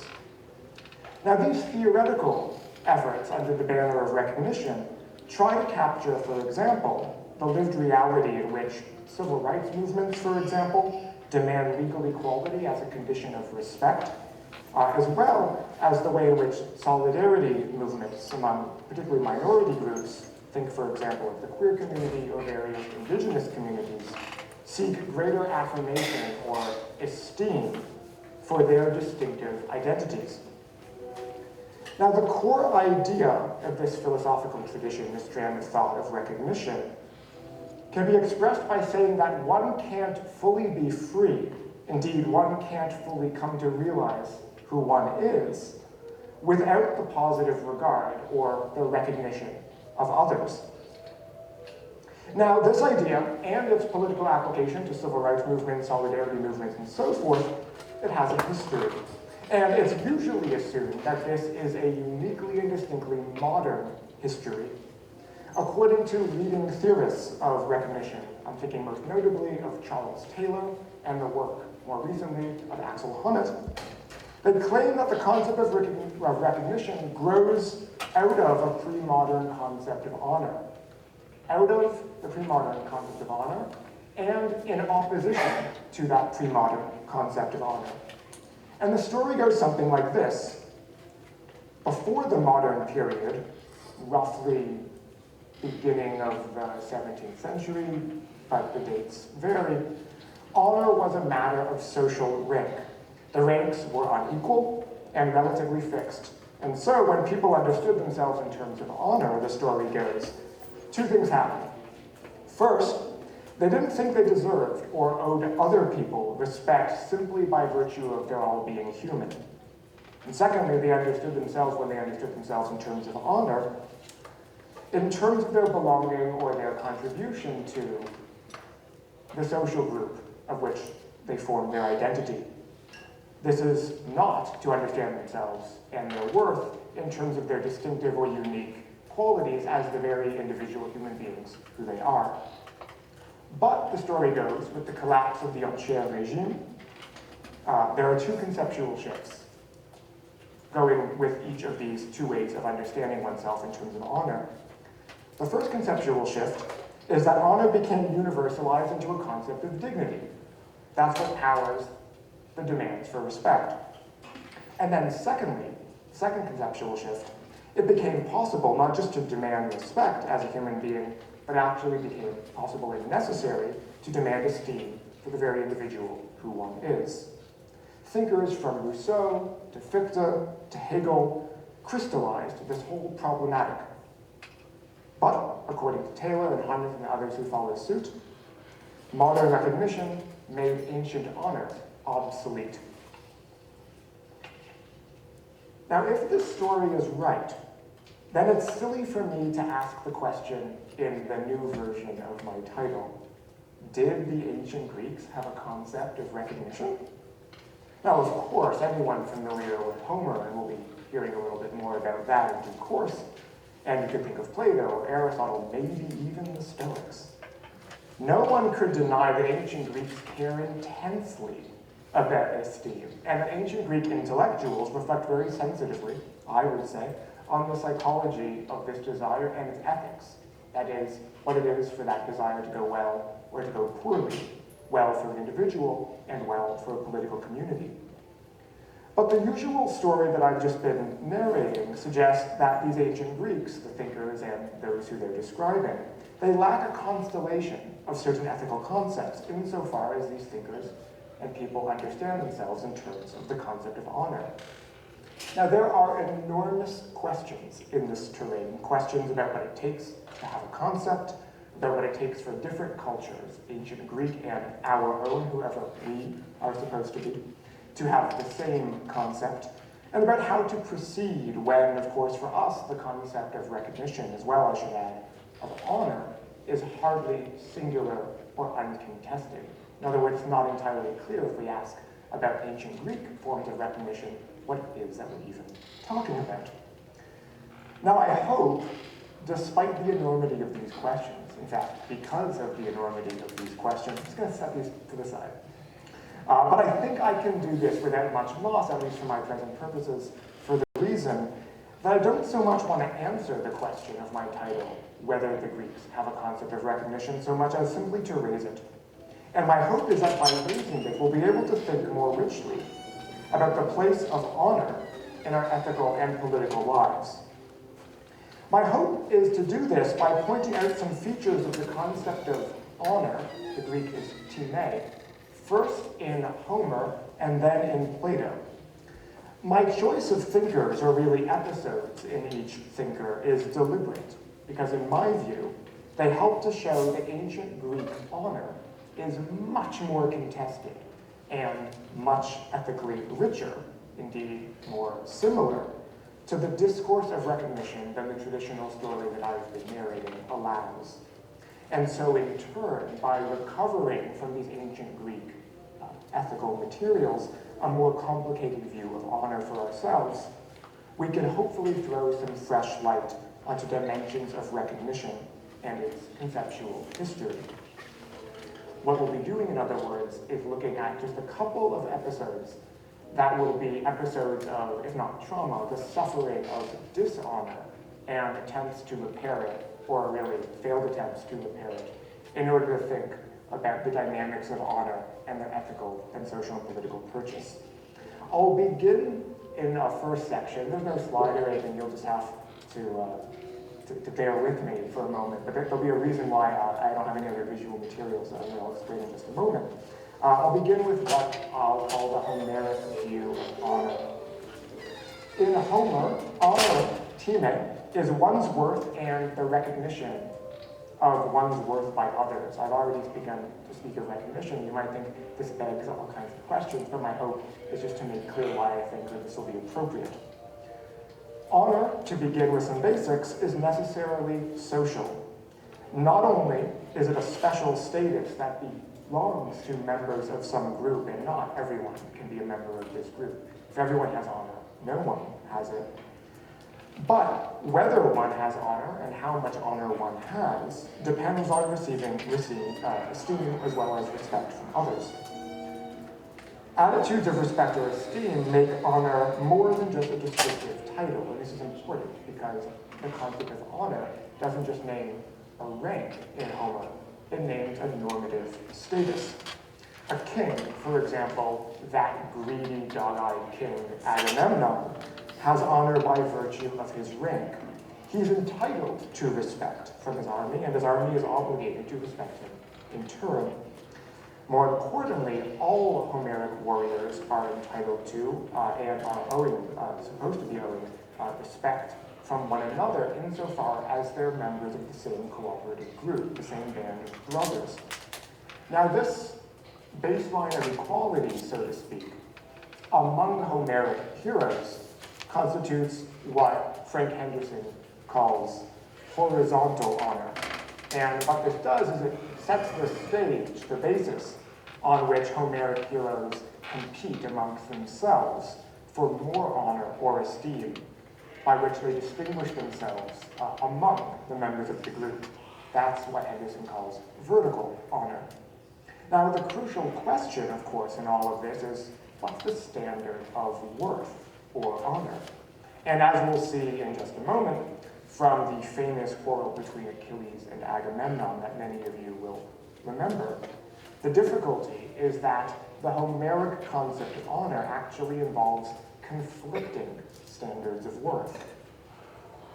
What I'm going to do is spend a moment, really more than a moment, hopefully not too many moments as to beg your patience, but it will be important to spend some time unraveling some of the details of this conflict, partly because it's become so familiar, so famous, that some of the dynamics of honor easily get lost. What I'm going to try to show is that there's a conflict between Agamemnon and Achilles in the notion of honor itself, between respect for social status on the one hand and esteem for virtue on the other. And what I want to do by focusing on that is to bring out how Homeric honor involves an expectation of mutual recognition. So just out of curiosity, has anyone been reading the Iliad recently? Who wants to come up? We need an if you haven't been, or if it's been a while, I'm going to just try to remind us, not so much of the details of the whole plot, so if I do take some of this for granted, my apologies. You should just see the movie Troy. It's going to be much better than what I'm going to say. In fact, you should actually just read Homer, but I didn't want to have any slides or anything, so we could just sort of imagine, by way of a prolonged ekphrasis, the scene before our eyes. So we're entering in onto a tense conflict. This is the very beginning of Homer's Iliad. Agamemnon, the king of the Achaean army, has dishonored a priest of Apollo, no good, by refusing ransom for his daughter. His men, the Achaean army, they plead that the priest be respected. Agamemnon doesn't yield. In return, Apollo, the god, sends a plague, and finally Agamemnon relents. But in return, he seeks an equal prize. Agamemnon then threatens to take a prized woman, a war booty, as a captive from Achilles or another high-ranking warrior.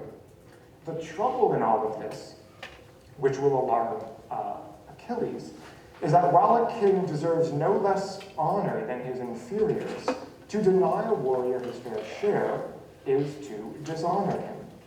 He's breaking the honor code that binds the Achaean army. Moved not just then by personal offense, but by principle on behalf of his men, Achilles objects that Agamemnon thinks his kingship entitles him to just take whatever he wants. And this is to fail to recognize their status, to respect it or claim. The objection that Agamemnon has leveled at him begins precisely, and it has two components. Agamemnon, according to Achilles, is first shameless without eidos. We heard a lot about shame from Marta just a moment ago. And he's secondly focused on profit, kerdos. I'm going to suggest that these two aspects are closely connected by trying to explicate or unravel the, if you like, underlying train of ethical thought and the network of concepts on which Achilles' appeal to honor is going to be working. So to begin with the first, to claim that Agamemnon lacks eidos is to claim that he lacks what we might call a sense of honor. A commitment, in other words, to shared norms about what is honorable, or kalon, this term can also be translated noble or beautiful. Now, someone with a sense of honor wants not merely to receive honors, such as war booty, but to be worthy of honor or admiration. This entails being worthy in one's own eyes, as it were, but also in the eyes of others, at least those whom one respects. And if one respects others, the train of thought would go, one must care about their worth as well as one's own. This train of thought actually underpins not just the sense of shame, eidos, but another use of eidos in Homer. If the first denotes a sense of shame at the thought of doing something ugly and thus shameful, the second has more to do with respect, and I'll come to that in just a moment. What is important to understand with the Greek notion of shame is that the fundamentally aesthetic nature of the values in ancient Greek shame, the idea that you can translate, say, kalon as beautiful, as well as admirable or noble, and its opposite aiskron in terms of ugly as well as shameful, this reflects the fact that shame concerns not only one's ethical commitments, but also how one would look to others, whether they be real or imagined. And these two phases of shame, of course, can come apart, but in Homer, as well as Plato and Aristotle, the thought is that when shame is properly formed, these two facets are actually inseparable. Shameful actions, in Homer at least, are by definition ones that warrant others' indignation, nemesis, about which we heard a moment ago, and they bring dishonor to oneself. Now, this outward-facing aspect of shame once raised a lot of scholars and moralist hackles. It was once assumed on grounds of Kantian autonomy that such reliance or concern with other people's opinions makes ancient Greek ethics relatively immature by contrast to modern forms of morality, with its internal sanctions of guilt and individual conscience. I remark this because it's telling that Bernard Williams and Douglas Cairns have shown recently that this view misunderstands both ancient Greek shame and the social mediation of our ethical lives. It's telling because this is precisely the kind of concern that, say, Hegel and other Hegelians would have in criticizing Kant, this criticism that powers the theory of recognition, for example, by theorists such as Charles Taylor and Axel Honneth. And at root of this reply to Kant, this Hegelian thought, is an insight, one that Plato will grasp quite strongly, that self-esteem depends on the esteem of others. So we can't go around prizing apart the concern we have for how others will view us and our own ethical commitments. And this is an insight captured by the ancient Greek vocabulary and experience of shame. And once we're armed with this complex, rich notion of shame, the next thought comes that shame would prevent someone with a sense of honor from disrespecting others.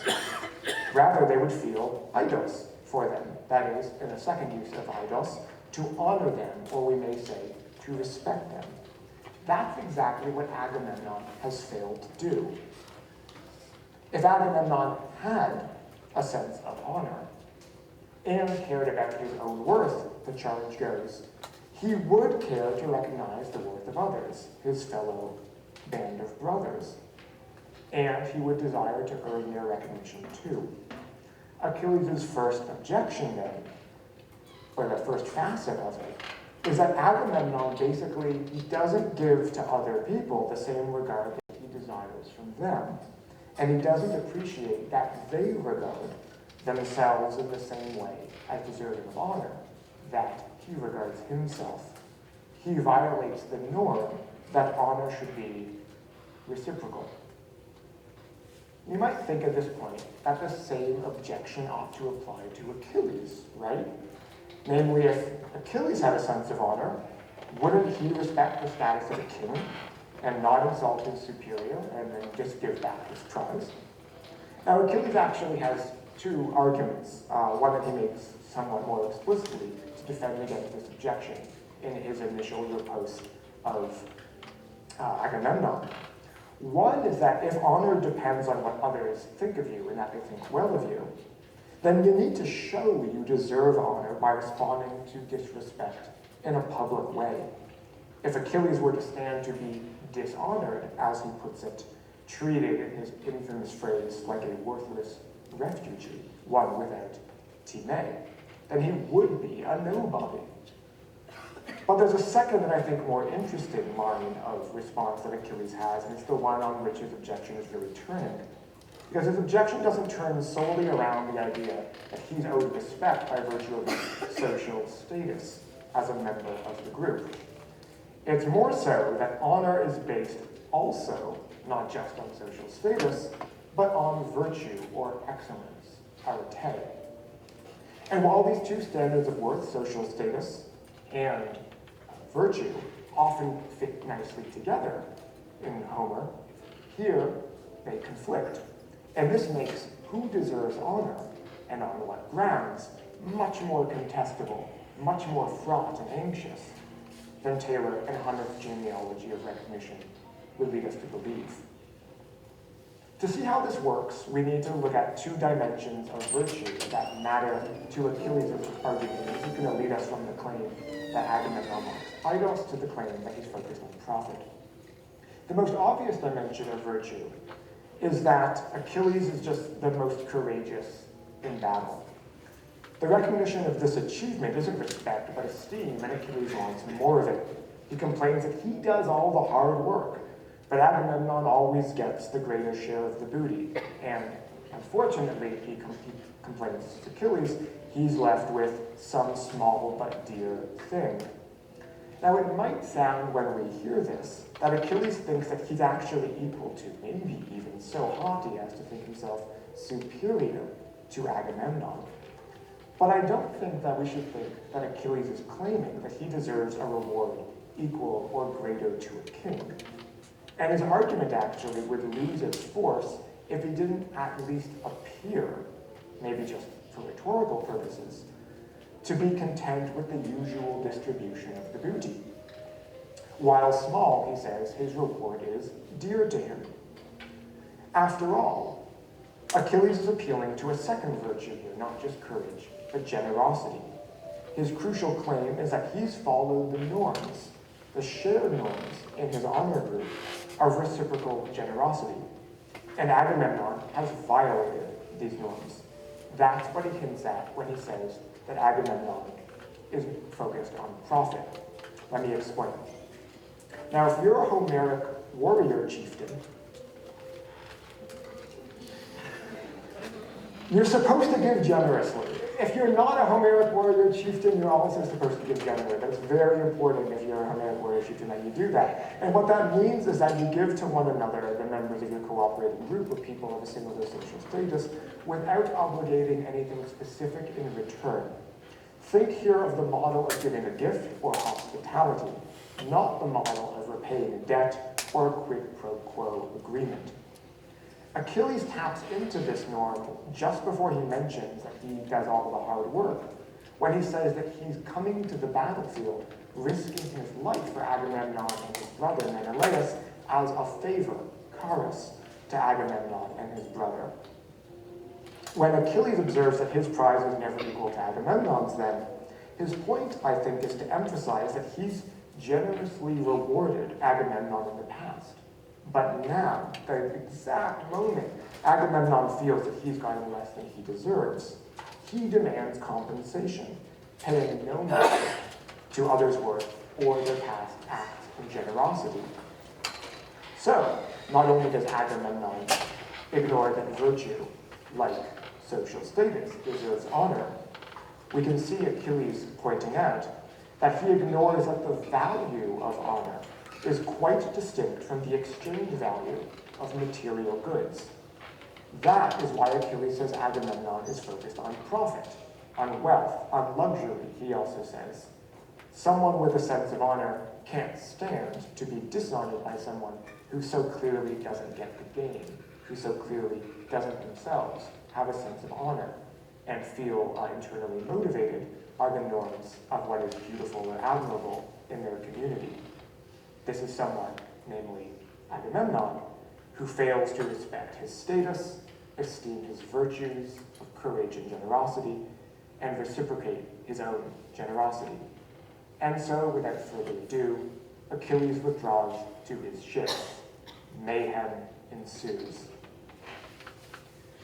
From Achilles' point of view, at least, and that's the point of view where Agamemnon has lost his standing to actually be someone who can honor him, we can see why in a crucial and much discussed and deeply puzzling episode in Book 9, Achilles rejects Agamemnon's offer to give him an extraordinary array of gifts as compensation, if, and only if, Achilles gives up his anger. At first, when the embassy comes to entreat Achilles, Achilles is unmoved. Here's what he says. There is an equal lot, Moira, for the man who stays back and the man who fights hard. We are all held in one honor, Time, coward and brave alike. A do-nothing dies just the same as a man who does much. Existential words, you might think, from an existential Achilles. These lines are often taken in this vein, taken as, in fact, a rejection, or maybe the farthest Achilles can get to a rejection of the Homeric worldview and its notion of honor, as though Achilles were now an outsider speaking from a formerly insider's perspective. This is, if you like, maybe the more dominant reading of the passage.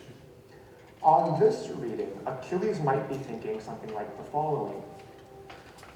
It's an argument, I don't have premises or conclusion, but it goes something like this. All human beings receive the same honor, their lot in life, namely death. And if that's true, then two things follow. First, distinctions in honor are baseless. They're, in fact, not based on distinctions in virtue. Second, honor, properly understood, comes only from the gods, not from members of one's community.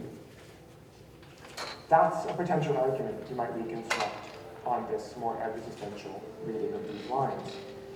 But I think that, better understood in context, Achilles is rejecting not the Homeric view of honor, as this reading would suggest, but he's rejecting Agamemnon and Agamemnon's standing to be someone who can actually give him honor. His gifts are worthless, he's saying. So there's no reason to believe that his gifts now express the right honoring attitude, and so no reason to give up his anger. He remains within the Homeric worldview of honor, and this is why when Ajax points out that Achilles is letting his friends die and not reciprocating their honor that they've been giving to Achilles, he's moved to stay at Troy. So I've drawn out so far in this illustration 3 strands of the Homeric view of honor. The first is what honor is, its structure. Honor is one's worth and its recognition by others based on shared norms of what's beautiful or honorable, kalon. These norms depend on reciprocal respect, I've tried to show, based on social status, but also esteem for one's virtue, much in the manner that the contemporary discussion of recognition might lead us to think. Along those lines further, secondly, these 2 standards of worth, social status and virtue, can and here do conflict. And thirdly, as Ajax's criticism of Achilles shows, there's already in Homer an awareness that the love of honor can tear apart a community, even a person, if they're not ruled by reason. And so there will be a lot of pains within rethinking the notion of honor to think about what it would be to have the right norms of honor that don't tear apart, but can in fact repair and bind a community as well as a person's internal psychological state. That, I'll briefly just suggest, is what Plato is trying to show in the Republic. This is almost an extravagant claim to almost end on, but I'll flesh it out very, very briefly, and there'll be plenty of time for some questions in a moment. Plato, as is his wont, focuses on exactly where there are tensions in the Homeric view in order to construct a rival view of honor and its role in a good human life. Very roughly, he challenges all 3 aspects of the Homeric view and others besides. He agrees that honor is a measure of worth, and that this worth must be recognized by others. But he rejects the Homeric assumption that worth is wholly constituted by evaluative attitudes within a community. He thinks, in other words, there's facts, independent facts about worth, to which we've got to get our social practices in line. Second, with this, what comes to a metaphysical hypothesis, Plato dissociates honor from social status. He associates it more strongly with virtue. He's redefining, in his philosophical conception of virtue, the content of honor. And that's also a project to revalue honor. This comes out most clearly in the third strand, in response to that Homeric strand, in which honor needs to become subordinated to virtue, and the desire for honor, those spirited desires of thumos, to which Jessica was alluding, they need to be subordinated to rational desires to know and to rule in light of what's good. Angela Hobbes has put the point nicely, that for Plato, he takes very seriously the deep human need to believe that one counts for something, to form an ideal image of oneself that's shaped by, as she puts it herself, social recognition. Rather than discuss some of the details of this ethical psychology for Plato, I'll simply point out that he's deeply concerned with the models of virtue that circulate his culture. I'll close then by suggesting that rather than be completely antagonistic towards Homer, Plato's own view of honor is more positive and complex. He'll criticize, no doubt, Achilles himself in the Republic, in fact, quite unfairly, you might think. But that's part of a more complex rhetorical strategy to displace the Homeric view, to redirect admiration towards philosophical virtue. As part of this strategy, Plato has Socrates work to ensure that philosophy is held in higher esteem than it currently passes for. In place of what honor is, or was with Homer, comes a new, distinctly philosophical view of honor. And from this view flows the hope that virtue could be duly recognized.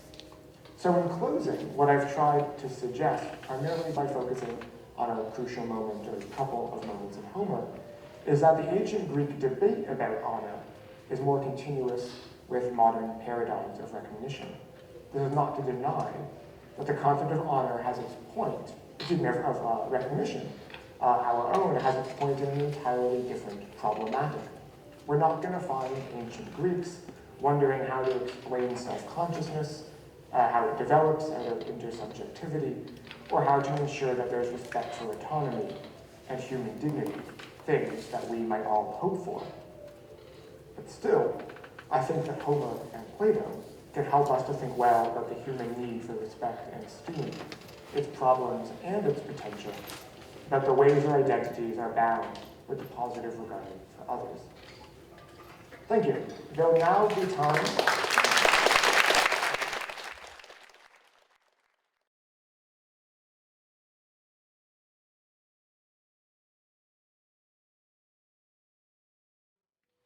I've been spending a lot of time thinking about shame lately, so I was really excited to hear it mentioned in all the talks. I wanted to ask in particular about the relationship between shame and trauma. So one of the things that trauma can do is engender an excessive sense of shame, in part because survivors will take responsibility for traumatic events, like, for example, a drunken sexual assault, but even just, witnessing an accident or something like that. And so recovery from trauma in these kinds of scenarios may require a certain kind of self-knowledge about the bounds of one's own agency. And I was thinking that with respect to the accounts that, in the first two talks in particular, that that kind of self-knowledge might both be a kind of reorienting towards the good, but also make one more emotionally flexible and more disposed, therefore, to developing the relevant kinds of virtues. I'm not sure if that was clear, hopefully.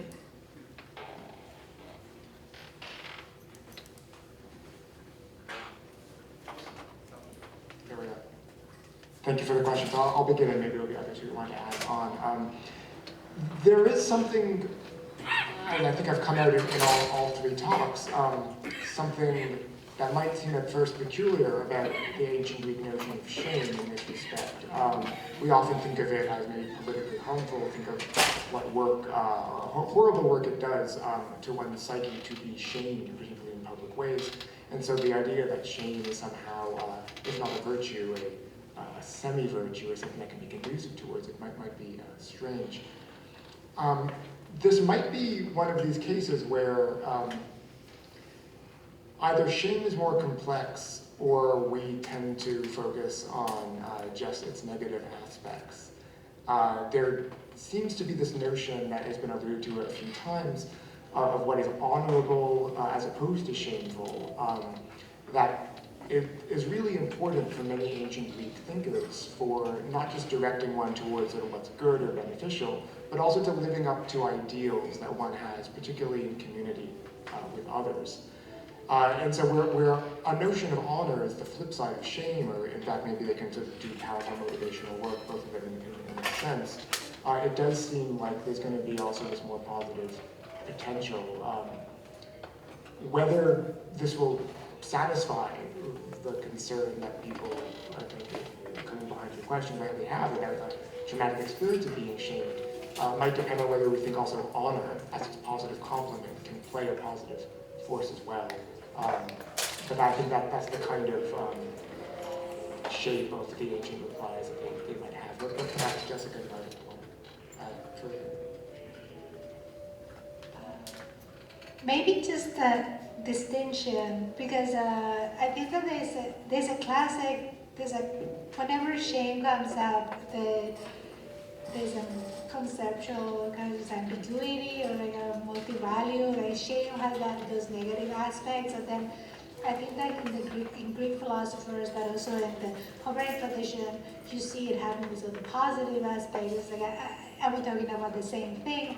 And I think that in general, in the Greek tradition, there is an ambivalence of shame.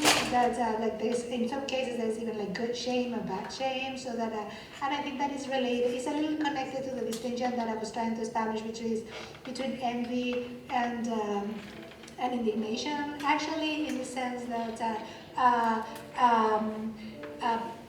bad shame, like the shame that is actually problematic is the one that is focused on kind of just like the questions about external goods or just recognition seen merely as not related to questions about nobility or shamefulness. So this is like the good shame is going to be related to questions about recognition that are related to virtue or to even when it is connected to questions about the external appearance or external goods, it's going to have some always connection to questions about worth in a kind of like deeper way. So in the Greek tradition, I think that there's an attempt of making this distinction between these two things, and then maybe there you could just like find tools to, that was just like this feels like a trick. It's just like that shame that produces the trauma and doesn't kind of just like open to the possibility of self-recognition and self-knowledge is going to be the bad shame. But I think that trick is present very often in the ways in which, at least I see in Aristotle, like the discussion about shame. As well as it opens for the possibility of actually considering the opinion, like things that one doesn't agree with, but and that might be painful to see reflected in the ways in which others see us, but that at the same time might help us to grow. So there is this kind of like conflicted moment in which is like seeing how others see us might help to that kind of self-knowledge. But it's gonna have to be attached to some kind of like truth and a sense of truth, of proper value. I don't know. I could add something, but maybe we should have another question. Hello, thank you for all of your talks. This question is for Professor Fine.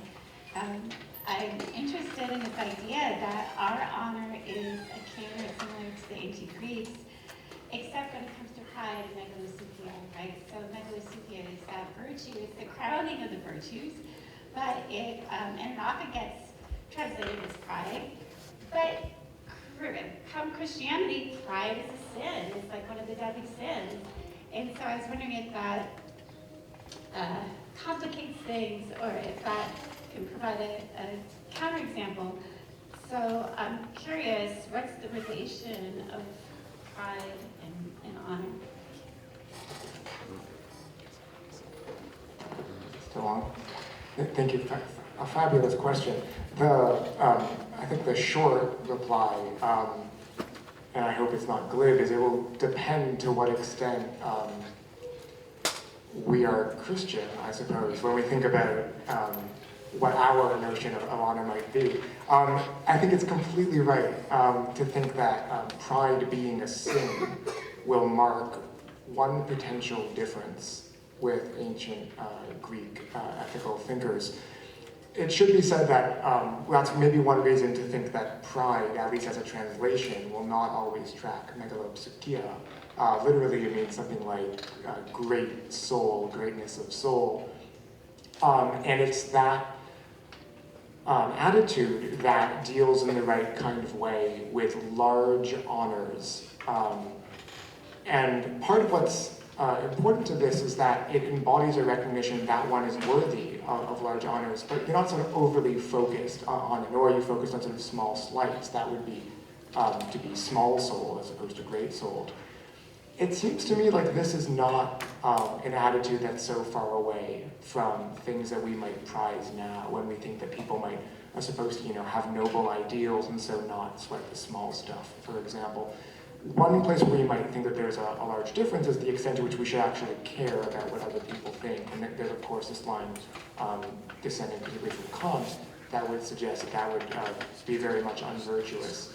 If there's a difference here, it's maybe less to do with the notion of pride, which is, even for Hume, the first virtue, not a vice, much less the first vice.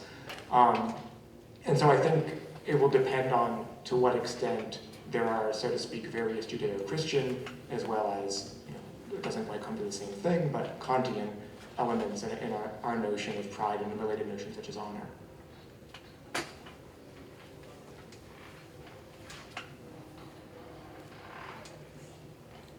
Thanks. Is it on? Oh. Also for Professor Fine. I was wondering about the role of honor in maintaining norms and not just in reflecting in our individual's eyes. So, for example, there are lots of examples, but like take an honor code at a university, right, where students are self-enforced because they have an interest in maintaining, and that's how they maintain the norms they're achieving. But you could see this all the time. So I was just curious about that other aspect. So if I'm following the question, and please jump in if I'm not, it might help to think that part of what Plato is very concerned to do in the Republic, for example, is to make sure that there are shared norms in terms of honor that other people are going to be bound by, or rather that will maintain and bind the citizen body. And it's precisely insofar as there's a language of thinking that these are shared, that they'll do important work, not just to regulate one's own individual conduct and care about if they breach it, what other people will think, but to actually form a cohesive community that's based around these norms. I think the notion of that Nardo was particularly prizing of what is kalon, or honorable, but also means beautiful. It does a lot of important work, and the fact that something beautiful shines out and is thought of when one uses this notion as something that everyone could possibly see. In other words, the public aspect of it does a lot of work in one's imagination and in Plato's regime to actually, in actual fact, to construct a shared cohesive, what you could call a genuine community.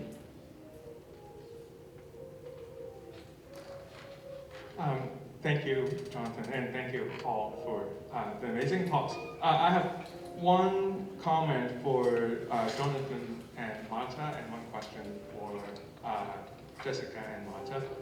So the comment is, I like how there is this analogy, between this transition from socially conferred honor to like virtue-based, desert-based honor, where honor is subordinated by virtue on the one hand, and this transformation at the end of Marta's talk from envy to indignation.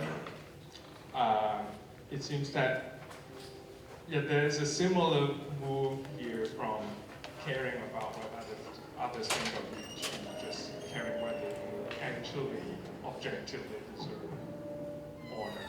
I think there's something analogous there, and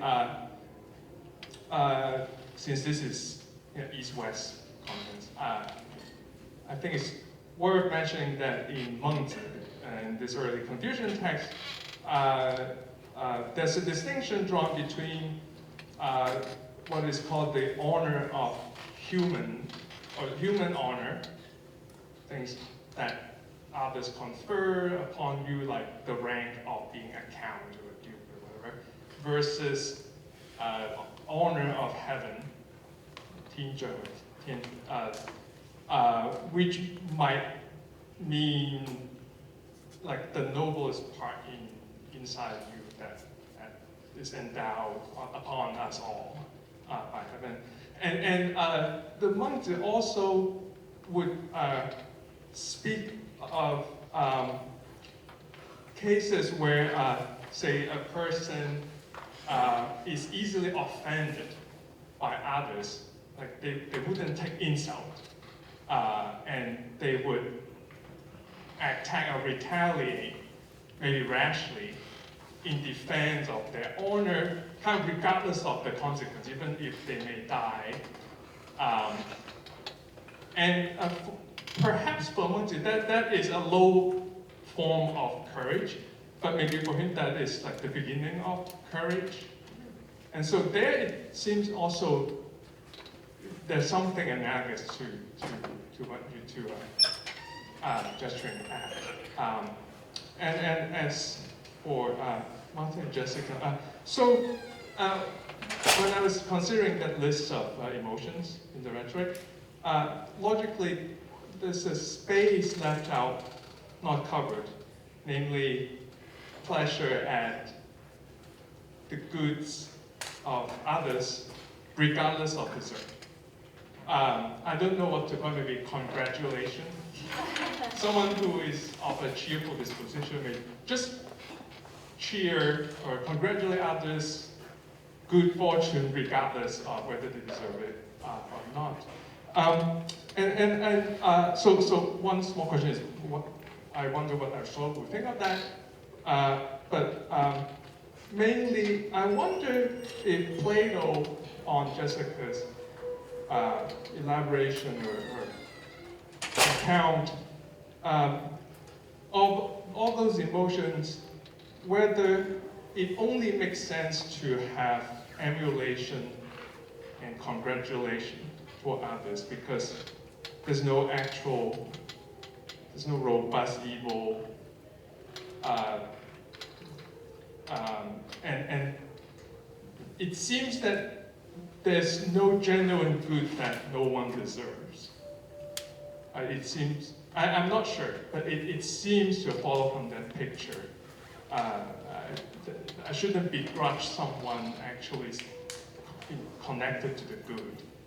So it seems that I shouldn't envy or be indignant about others.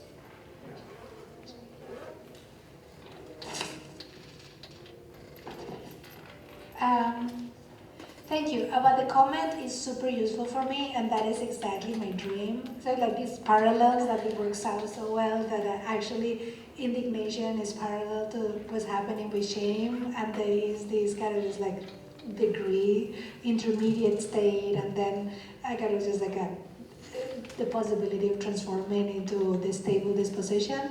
So I think that the parallel that you're suggesting is super helpful, and I'm also happy to know about Menzi because it's the only Confucian author that I kind of just like have the knowledge of a little bit deeper of the text. So I'm very excited about looking at that.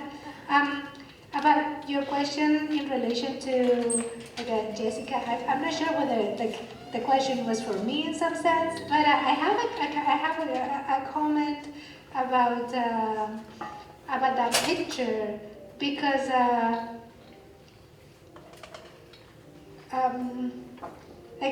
it seems to me that it seems to me strange that in the picture that Plato is presenting, and at least for sure in Aristotle, there will be this kind of this connecting of the question about worth and the question about feeling pleasure about the others receiving good or the others doing well.